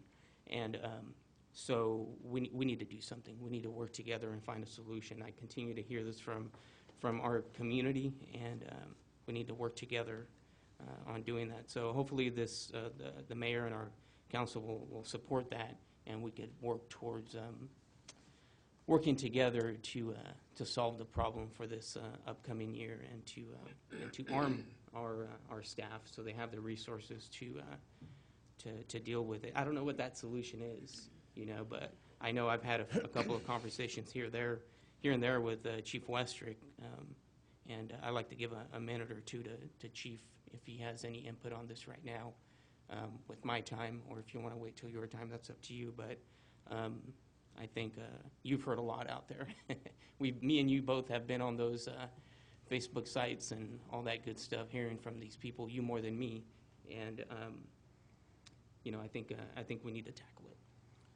Yeah, just real quickly, I've probably received at least 50 or 60 emails on it, and there's actually pages dedicated just for this. One of the things that I thought we could do is look at stiffening the penalties that we already have. I think the penalty now is... It's $250 for the administrative site. We can also go under health and safety code, which could be up to 6 months in jail if we actually go that avenue. But there's some stipulations there when you go to the health and safety code. So, well, I think we need to look at this as a global problem and look at it from the standpoint of maybe looking at the property owners that are allowing this to occur on their property. That might be one of the methods we do. Also, I also agree with the councilman about resources and dedicating those to that specific problem. Right now, I don't think that the chief has anybody trained for fire marshal, right? I've actually got 2 people in the department, myself and one other, that are 832 PC, which is the minimum they need to do this kind of work. I don't have a lot of firemen don't want to be law enforcement as well. So, but we do the best job. I've done this for years. I've gone out there. We were out there this year too on fire engines as well as myself. I spent many hours out there. We confiscated about 30 pounds worth of illegal fireworks, but that's only a dent. I mean, I was sitting. I have and they wait. My kids. They and, wait. I live in Paradise Court, and I could look out towards Ridgemark and all that stuff, and I saw you, drive in to the court and kind of turn around. And everything stopped. And kind of. And I look at your truck, and around your truck, all I see is fireworks going off everywhere around your truck, and I'm like, good luck, Mike. Yep. Yeah. And that's the thing. You And can that's only why I address thought one person the at a time, resources. and it's tough, and you take away from one person, and the guy on the other block's doing the same thing. And they see me, they hold off shooting it. It's a You guys did a great mouse and job. cat game all the time out there. You guys did a great job in years past also with the limited resources and walking the neighborhoods. Right. And I saw, 1 or 2 of your firefighters just walking down the street And because grabbing as much obviously, as and just seeing these people launch the Fiesta balls, and then there was one of your firefighters just standing there watching them, and then they look down at him, they're like, uh-oh. Yep. Yeah, I mean, so I know that you guys could do it. And the thing is, emergencies take precedent. I mean, when emergency comes in, we all go off that, and we go. It's tough. Trust me, it is a tough problem. But I would just like to see that, Chief, if if our public safety chiefs could. We got about 11 months to address this and try to get something. more Yeah, I'll stable. grab some ordinances and bring them to the city attorney. Yeah. Thank you. And we need to look into the resource part of it, because it's not just gonna be that, it's gonna be able, so we need that. Right. We need to find, I don't know if we need to put another, fireworks committee together or whatever it needs to be. I just don't want to talk about it today and then not hear about it again, so I just want to make sure something gets done. Thank you, Mr. Mayor. Thank you, Mr. Gomez. Councilmember Scutini? That's a hard act to follow. Sorry. I had a lot of stuff on A lot my- of your complaints is mine, too. I live down in the west side of town, and that's bomb city all night. In fact, I even called the chief up at one time. First of all, I want to thank Bill for taking the job. It's not going to be easy, I know that for sure. I really have some concern when Marty gets up and talks about 2 jobs you got, and I don't know how you can be able to do 2 jobs when just one of them is going to take a lot of time and a lot of your time and efforts, but I wish you luck on that. And I would like to see us up here get going on hiring a city attorney and a city manager. And why are we waiting for it? I don't know what we're waiting for. We should be doing it already. Clint gave us his resignation over a month ago, and we hadn't done nothing about it yet. So I would like to see we get going on that and not put it on the back burner. I have there's some complaints about people, and maybe somebody from, maybe Rudy can answer this question. The sewer plant, the stench is coming back, and the wind's blowing it Yeah. towards Hollister. I can answer that. Can you answer that? Yeah. We had a problem with our sludge pond, where you guys are going to have to do a project to deal with the sludge. I think we thought we had more time to deal with it, but the water level was a little lower. I believe they've raised it. They're trying to, I think we have it solved at this point, but there was an issue with the sludge. And long-term, that's a fairly expensive problem that we kind of put off working on because we're trying to keep the rates low, which just won't adversely impact the rates. You won't have to go do a rate increase for it. But we've been trying to hold down costs, and it's something that you're going to have to deal with over the next few years.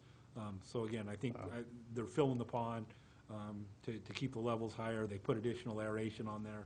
So I think they did go ahead, and I think we do have it resolved. But yeah, there was an issue.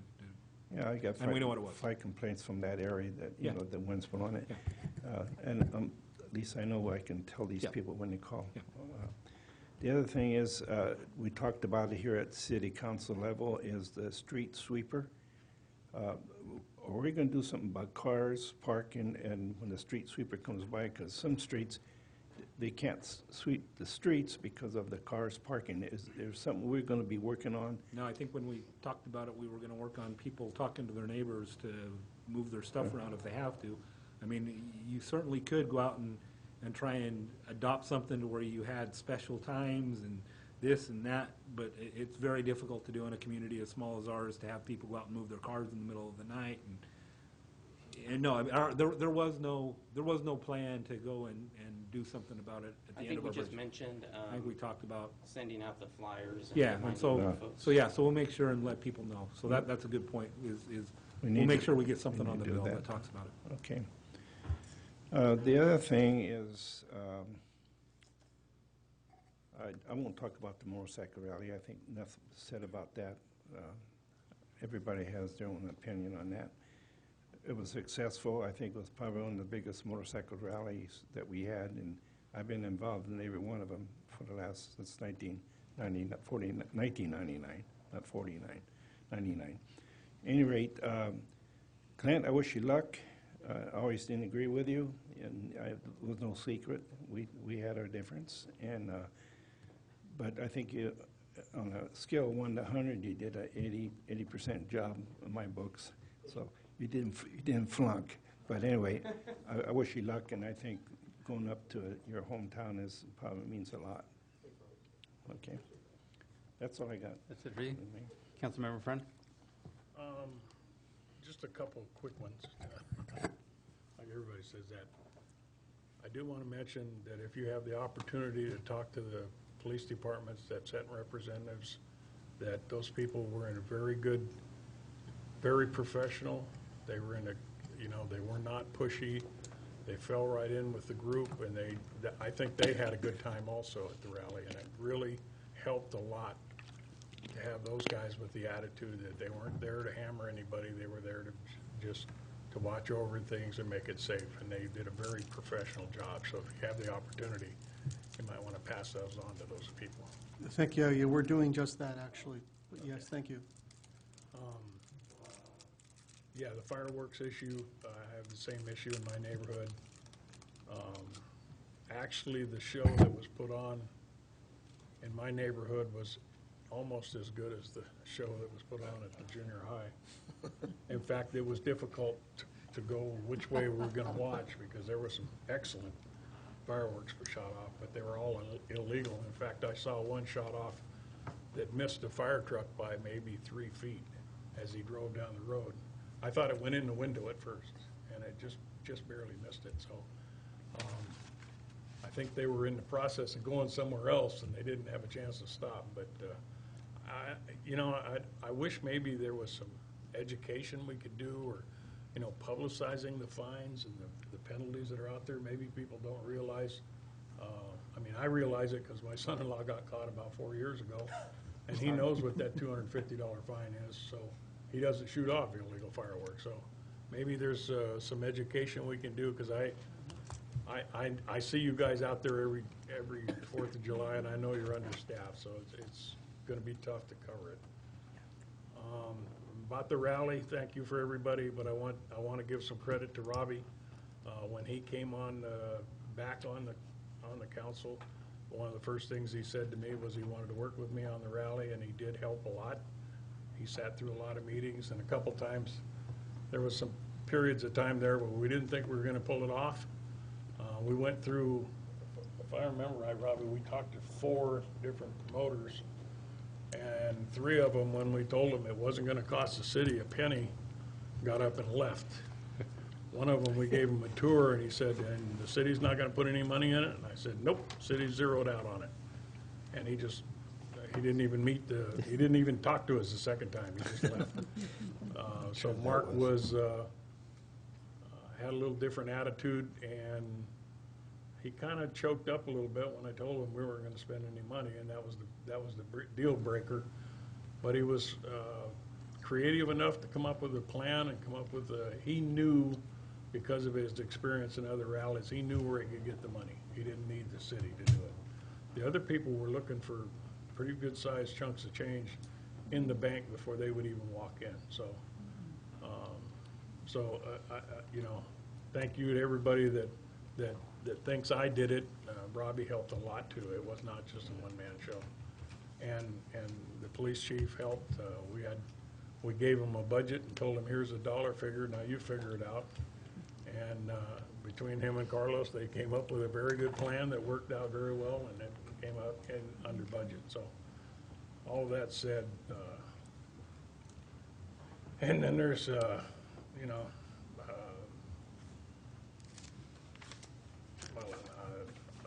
got the fireworks mentioned. So Clint, good luck. That's all I can say. Billy, thank you for stepping up to the plate. But remember, those inside pitches hurt. So don't put your belly over the plate.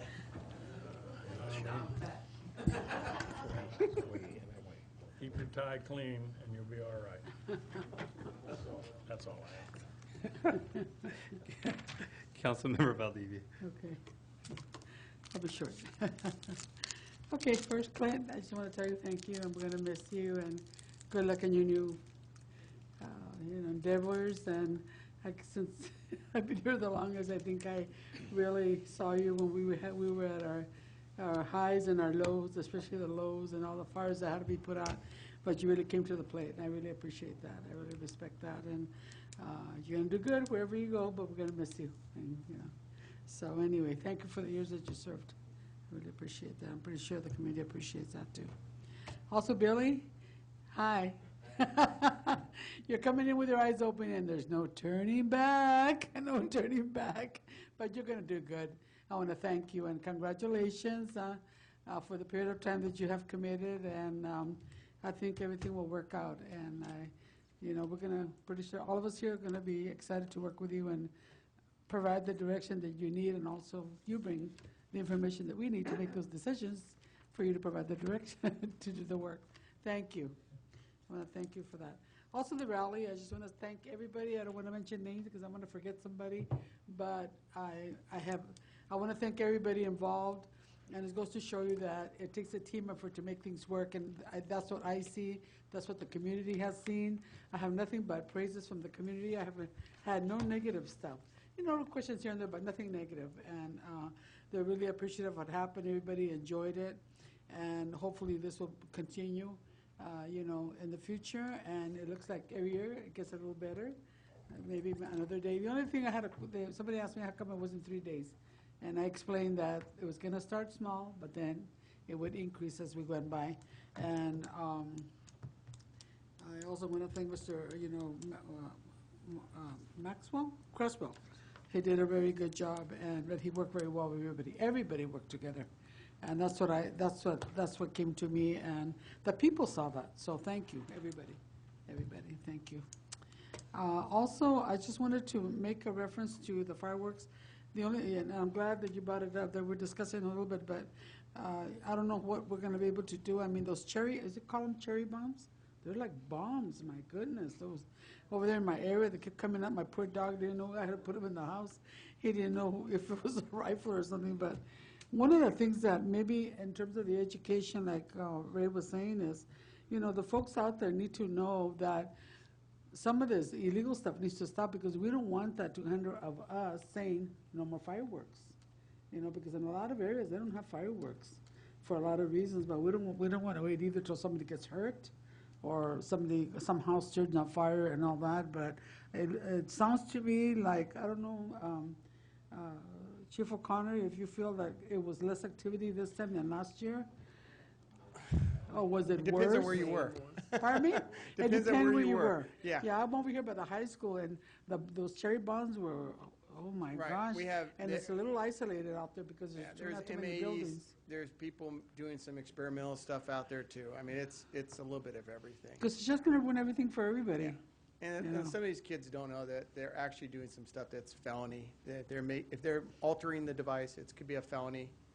I don't think their parents know that, and but like I said, we had a different year because of the transition, the fire department's transition and all that. So, we weren't out as much as we have been in the past, but we will address this next year definitely with law enforcement and all. It is the fire department's responsibility. Fireworks fall under the fire code and under the health and safety section of it. So, but we will work definitely with the law enforcement next year to address these.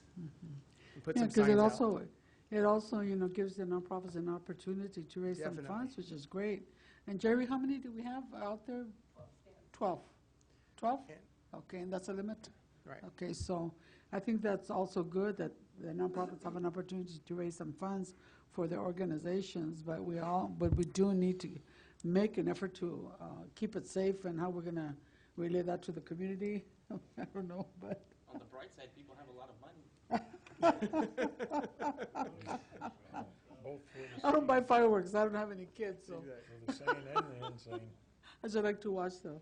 But those legal ones are terrible, and then people have gotten hurt in other areas. I mean, and they can give somebody a heart attack. My goodness. Anyway, that's all I have to say. Thank you. Thank you very much. Councilmember Scatini, you want to add something? Yeah, there's a couple things I forgot to mention. Number one, back to the Moroseca rally. There's one individual that did probably just as much as Mark Cresswell did for the rally, and that's Mike Corbin. Mike Corbin went on the internet. He advertised. He attended all our meetings that we had, and a lot of credit should go to Mike Corbin. The other thing, I want to thank Mike O'Connor for stepping in and being the deputy chief. I know you did work really hard. I've been on that fire committee with you, and I know what hours you put in. You're not a 40-hour-a-week person, that's for sure.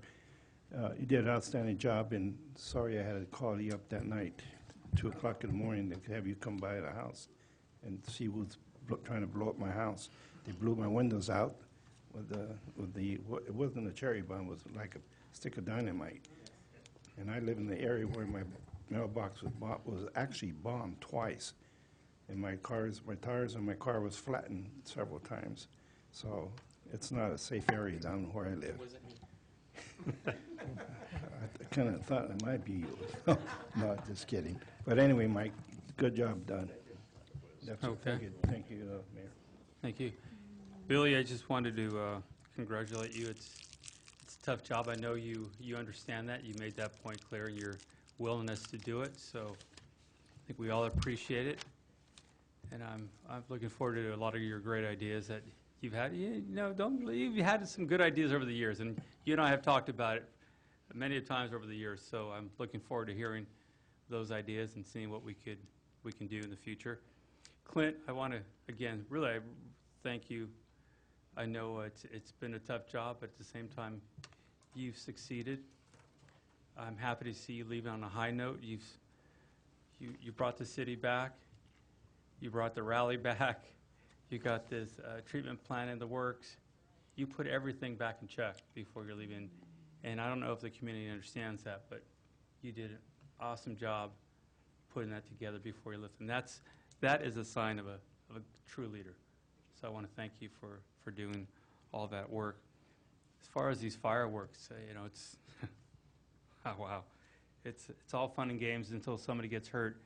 This year absolutely went out of control, as Councilmember Gomez said. And we're looking for a problem here, and it needs to be addressed and agendized. I did speak to a few different people. You might want to look at Gilroy and Santa Cruz. I guess they have really strong ordinances to handle this. But I think reality is you're not going to catch them by driving around. We're going to catch these people by rewards or different ways to do it, because I did have a lot of people call me to tell me they walked over to their neighbor's house and said, hey, your kids are going to get hurt. My dogs are going crazy, all these different things. So we know who they are. The neighbors know who they are, and I think the community's fed up with it already. And it's time we found out how we can put that ordinance together and the penalty and a reward for those that are willing to help. Because I think Councilmember Valdivia said it'd be a shame to end the sale of fireworks, because there are several knuckleheads that think it's fun to throw these bombs off in the community.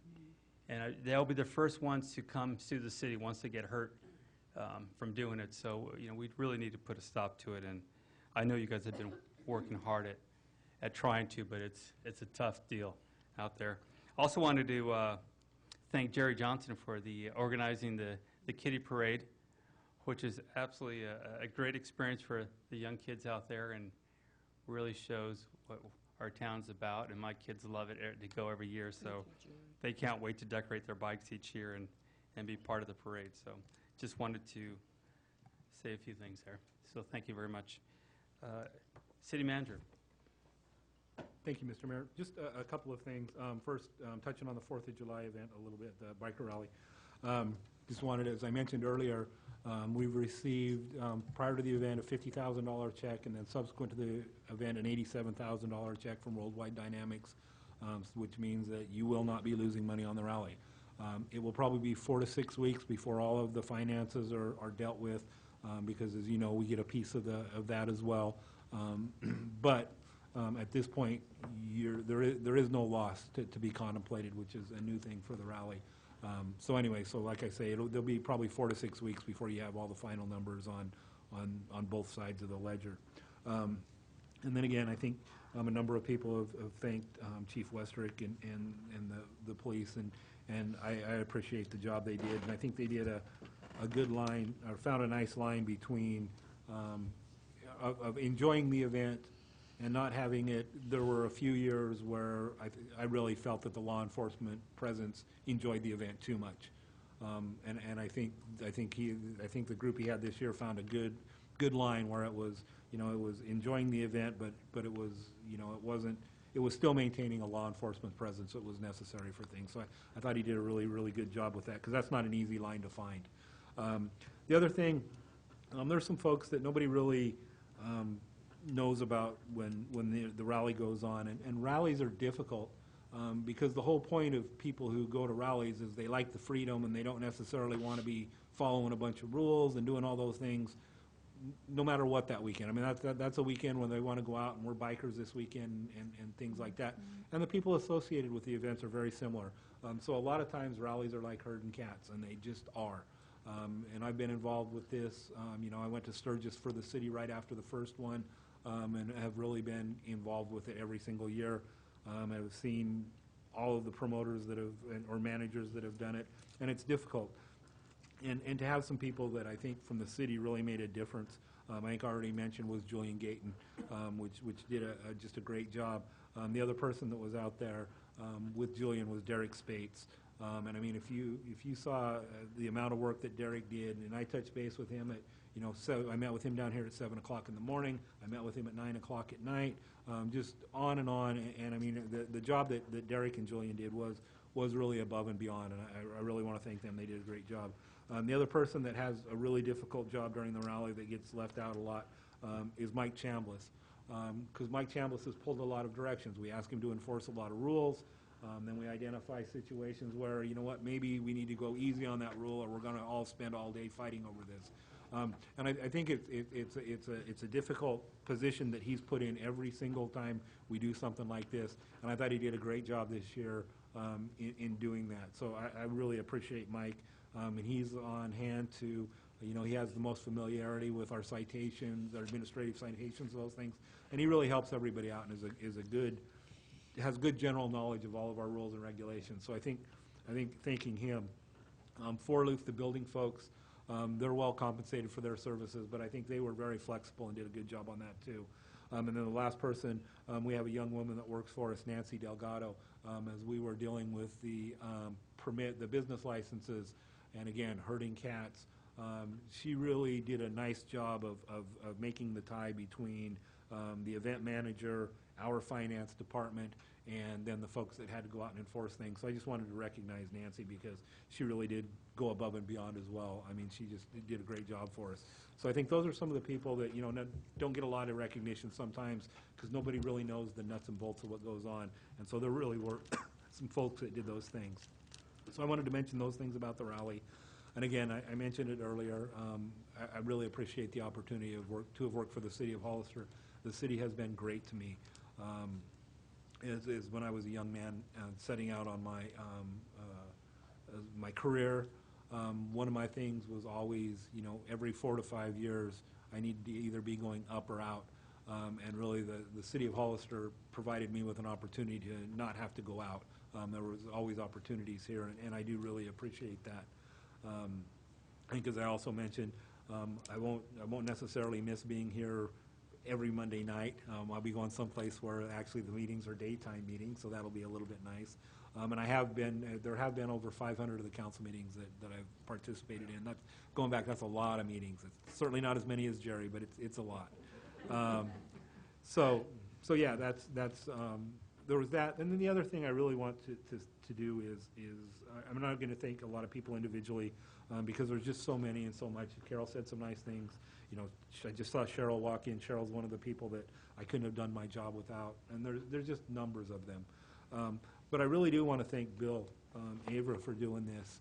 Bill doesn't have really a lot to gain by doing this personally, and you know, getting a few dollars more. You know, Billy's a little bit like me to where, you know, money's not the big driving factor in his life. Not that he doesn't want to see a little extra. But you know, that's why I waited till after, so I wasn't negotiating against him. But really, I mean, he really is doing it because he cares about the organization, and I think it's important for folks to recognize that. And there's not a lot in it for him personally. There's some things, but it really is a great thing for him to step up. And I hope everybody recognizes, you know, Billy's kind of happy-go-lucky about a lot of stuff. But he really is one of the smarter people that I know. I mean, he's a really, really bright guy that I think is going to do a good job for you. And I think as he does this job, you'll all see that. I know, because 10 years ago when I found out he was one of the smartest guys I knew, I was shocked. I mean, I was absolutely shocked. But he really is. And I know just his happy-go-lucky attitude You know, sometimes people miss out on how bright a guy he is. And so I really do want to thank him, because I feel much better leaving at this time knowing that at least on an interim period, there's somebody that is, you know, really bright and capable to deal with things. And then the other thing for the council that I would just really recommend to you is that you not lose track of the budget. You not lose, that's the one thing I have been fortunate with. People can disagree with the decisions that have been made, with how the city's, what it's done with its money, or those sorts of things. But since I've been here, I've always had councils that understood the budget and understood where we were financially. And like I say, whether people like the decisions that were made, I think the council really tried to make their decisions based on knowing where, or they knew where they were in the budget when they made those decisions. And that wasn't always the case before. When I took over as city manager, there had been a council that had really let their understanding of the budget get away. And that's where you get in trouble, is to not understand the budget. Robert and Brett do a good job of keeping people up to speed. There's a lot of resources out there in the city that can assist you with that. I'm sure Bill will as well. But really, that's really, in my opinion, that's one of the worst sins that a council can make, is to let their understanding of the budget get away from them. You know, I mean, you can let your spending get away from you. You can make bad decisions. You can do all of those things. But as long as you know from where you're making those decisions, you know, I think that's money ahead. And like I say, that would be my recommendation to you. Just do not let your understanding of where you're at budget-wise get away from you. And so with that, I would thank you all and pass it along. Thank you very much. No reports for you. Okay. Chief Westrick? Just a few things. I'll talk about the rally in probably a couple of, probably a month or so after I've gathered. We have an enormous amount of data, actually, that we did, and I want to present it in the right way. You know, we did something kind of different this year, and you know, thank goodness it actually worked for us. So we'll try to do a repeat next year, but we'll talk about that later. You know, Clint, I've worked with him for since '03, and after he was appointed, I got to actually negotiate with Clint when I was in the Police Officers Association, and you know, he's the scary thing is Clint's probably the smartest guy in the room, and he doesn't but he's really approachable, and it was really nice to work with him all these years and learn from his leadership and appreciate all the effort and true caring he has for this community. Very good example, and I think we're in good hands with Billy as well. And I think you've made a really good decision in that as well. One of the things that we talked about tonight, of course, was fireworks, and one of the things you mentioned was a reward. There already actually is one. 1-800-78-CRIME. You can actually talk to WeTip about that and report firework people that either you suspect that they're doing them or you have firsthand knowledge that they're doing them. You can be anonymous. Again, that's 1-800-78-CRIME. The rewards can be up to $1,000 for conviction. That's it. I like it. Thank you very much. Interim Chief O'Connor? Just real quick, Council, on the firework issue, I do have a dog that I had to sedate the whole time of the fireworks, so I know that the problem that the community has as well as the council. And like I said, we'll work with Westrick and we'll see what we can do. We also received a check for $3,600 from the firework industry to go out and do enforcement. It paid for the overtime of the guys that did it and some of the equipment that was out on the street during that time. So just for your understanding, there is money put by the firework industry to try to suppress the illegal fireworks. I mean, they want those fireworks knocked out too, so just for that. Also, I received a $5,000 check from the Hollister Firefighters Association and the AAA insurance for a program called File for Life. It's a program for people who have medical issues that they can put down their medical history as well as their medicines, put it on their refrigerator. Then when we respond to their house and they're unconscious or unable to deal with the emergency, we have that information to treat them or at least get some information to help treat them right way. So that's a $5,000 grant that we got from AAA and the Hollister Firefighters Association to put that program on. So, and then also, we just purchased all the rescue equipment for the $13,000 grant we got last month, and that equipment is now in the station, and we're starting to put it into use and train on it. So just to give you guys some updates. Okay? Thank you very much. City Clerk. I just wanted to thank everyone for participating in the Kitty Parade. Thank you for being there. We had more kids than we've ever had. It was pretty exciting. And the pyrotechnics actually said that our pre-show was as good as their show almost. So it is an issue. And to wish Clint well. I will miss him. Thank you very That's it. much. Thank you. Is there any other staff that'd like to make any comments? No? Okay, let's move on to item G3. Thank you. We had this one commissioner on the Parks and Rec Commission who renewed his application. We didn't have it in for the last meeting, so that's why it's on this meeting. So please reappoint Jason Blue to the Parks and Rec Commission. Okay. So we need mayoral appointment and then a motion to approve that. I'll make a motion to approve the Second. mayor's appointment of Jason. Second? Okay, all in favor? Aye. Aye. Motion carries. And then we still have 2 vacancies on that commission, so if anyone wants to apply, they can contact me. Parks and Recs. Parks and Rec. Thank you. Thank you very much. All right, let's move on to item, there's no business on item H, I, J, or Make a K. motion to adjourn. Second.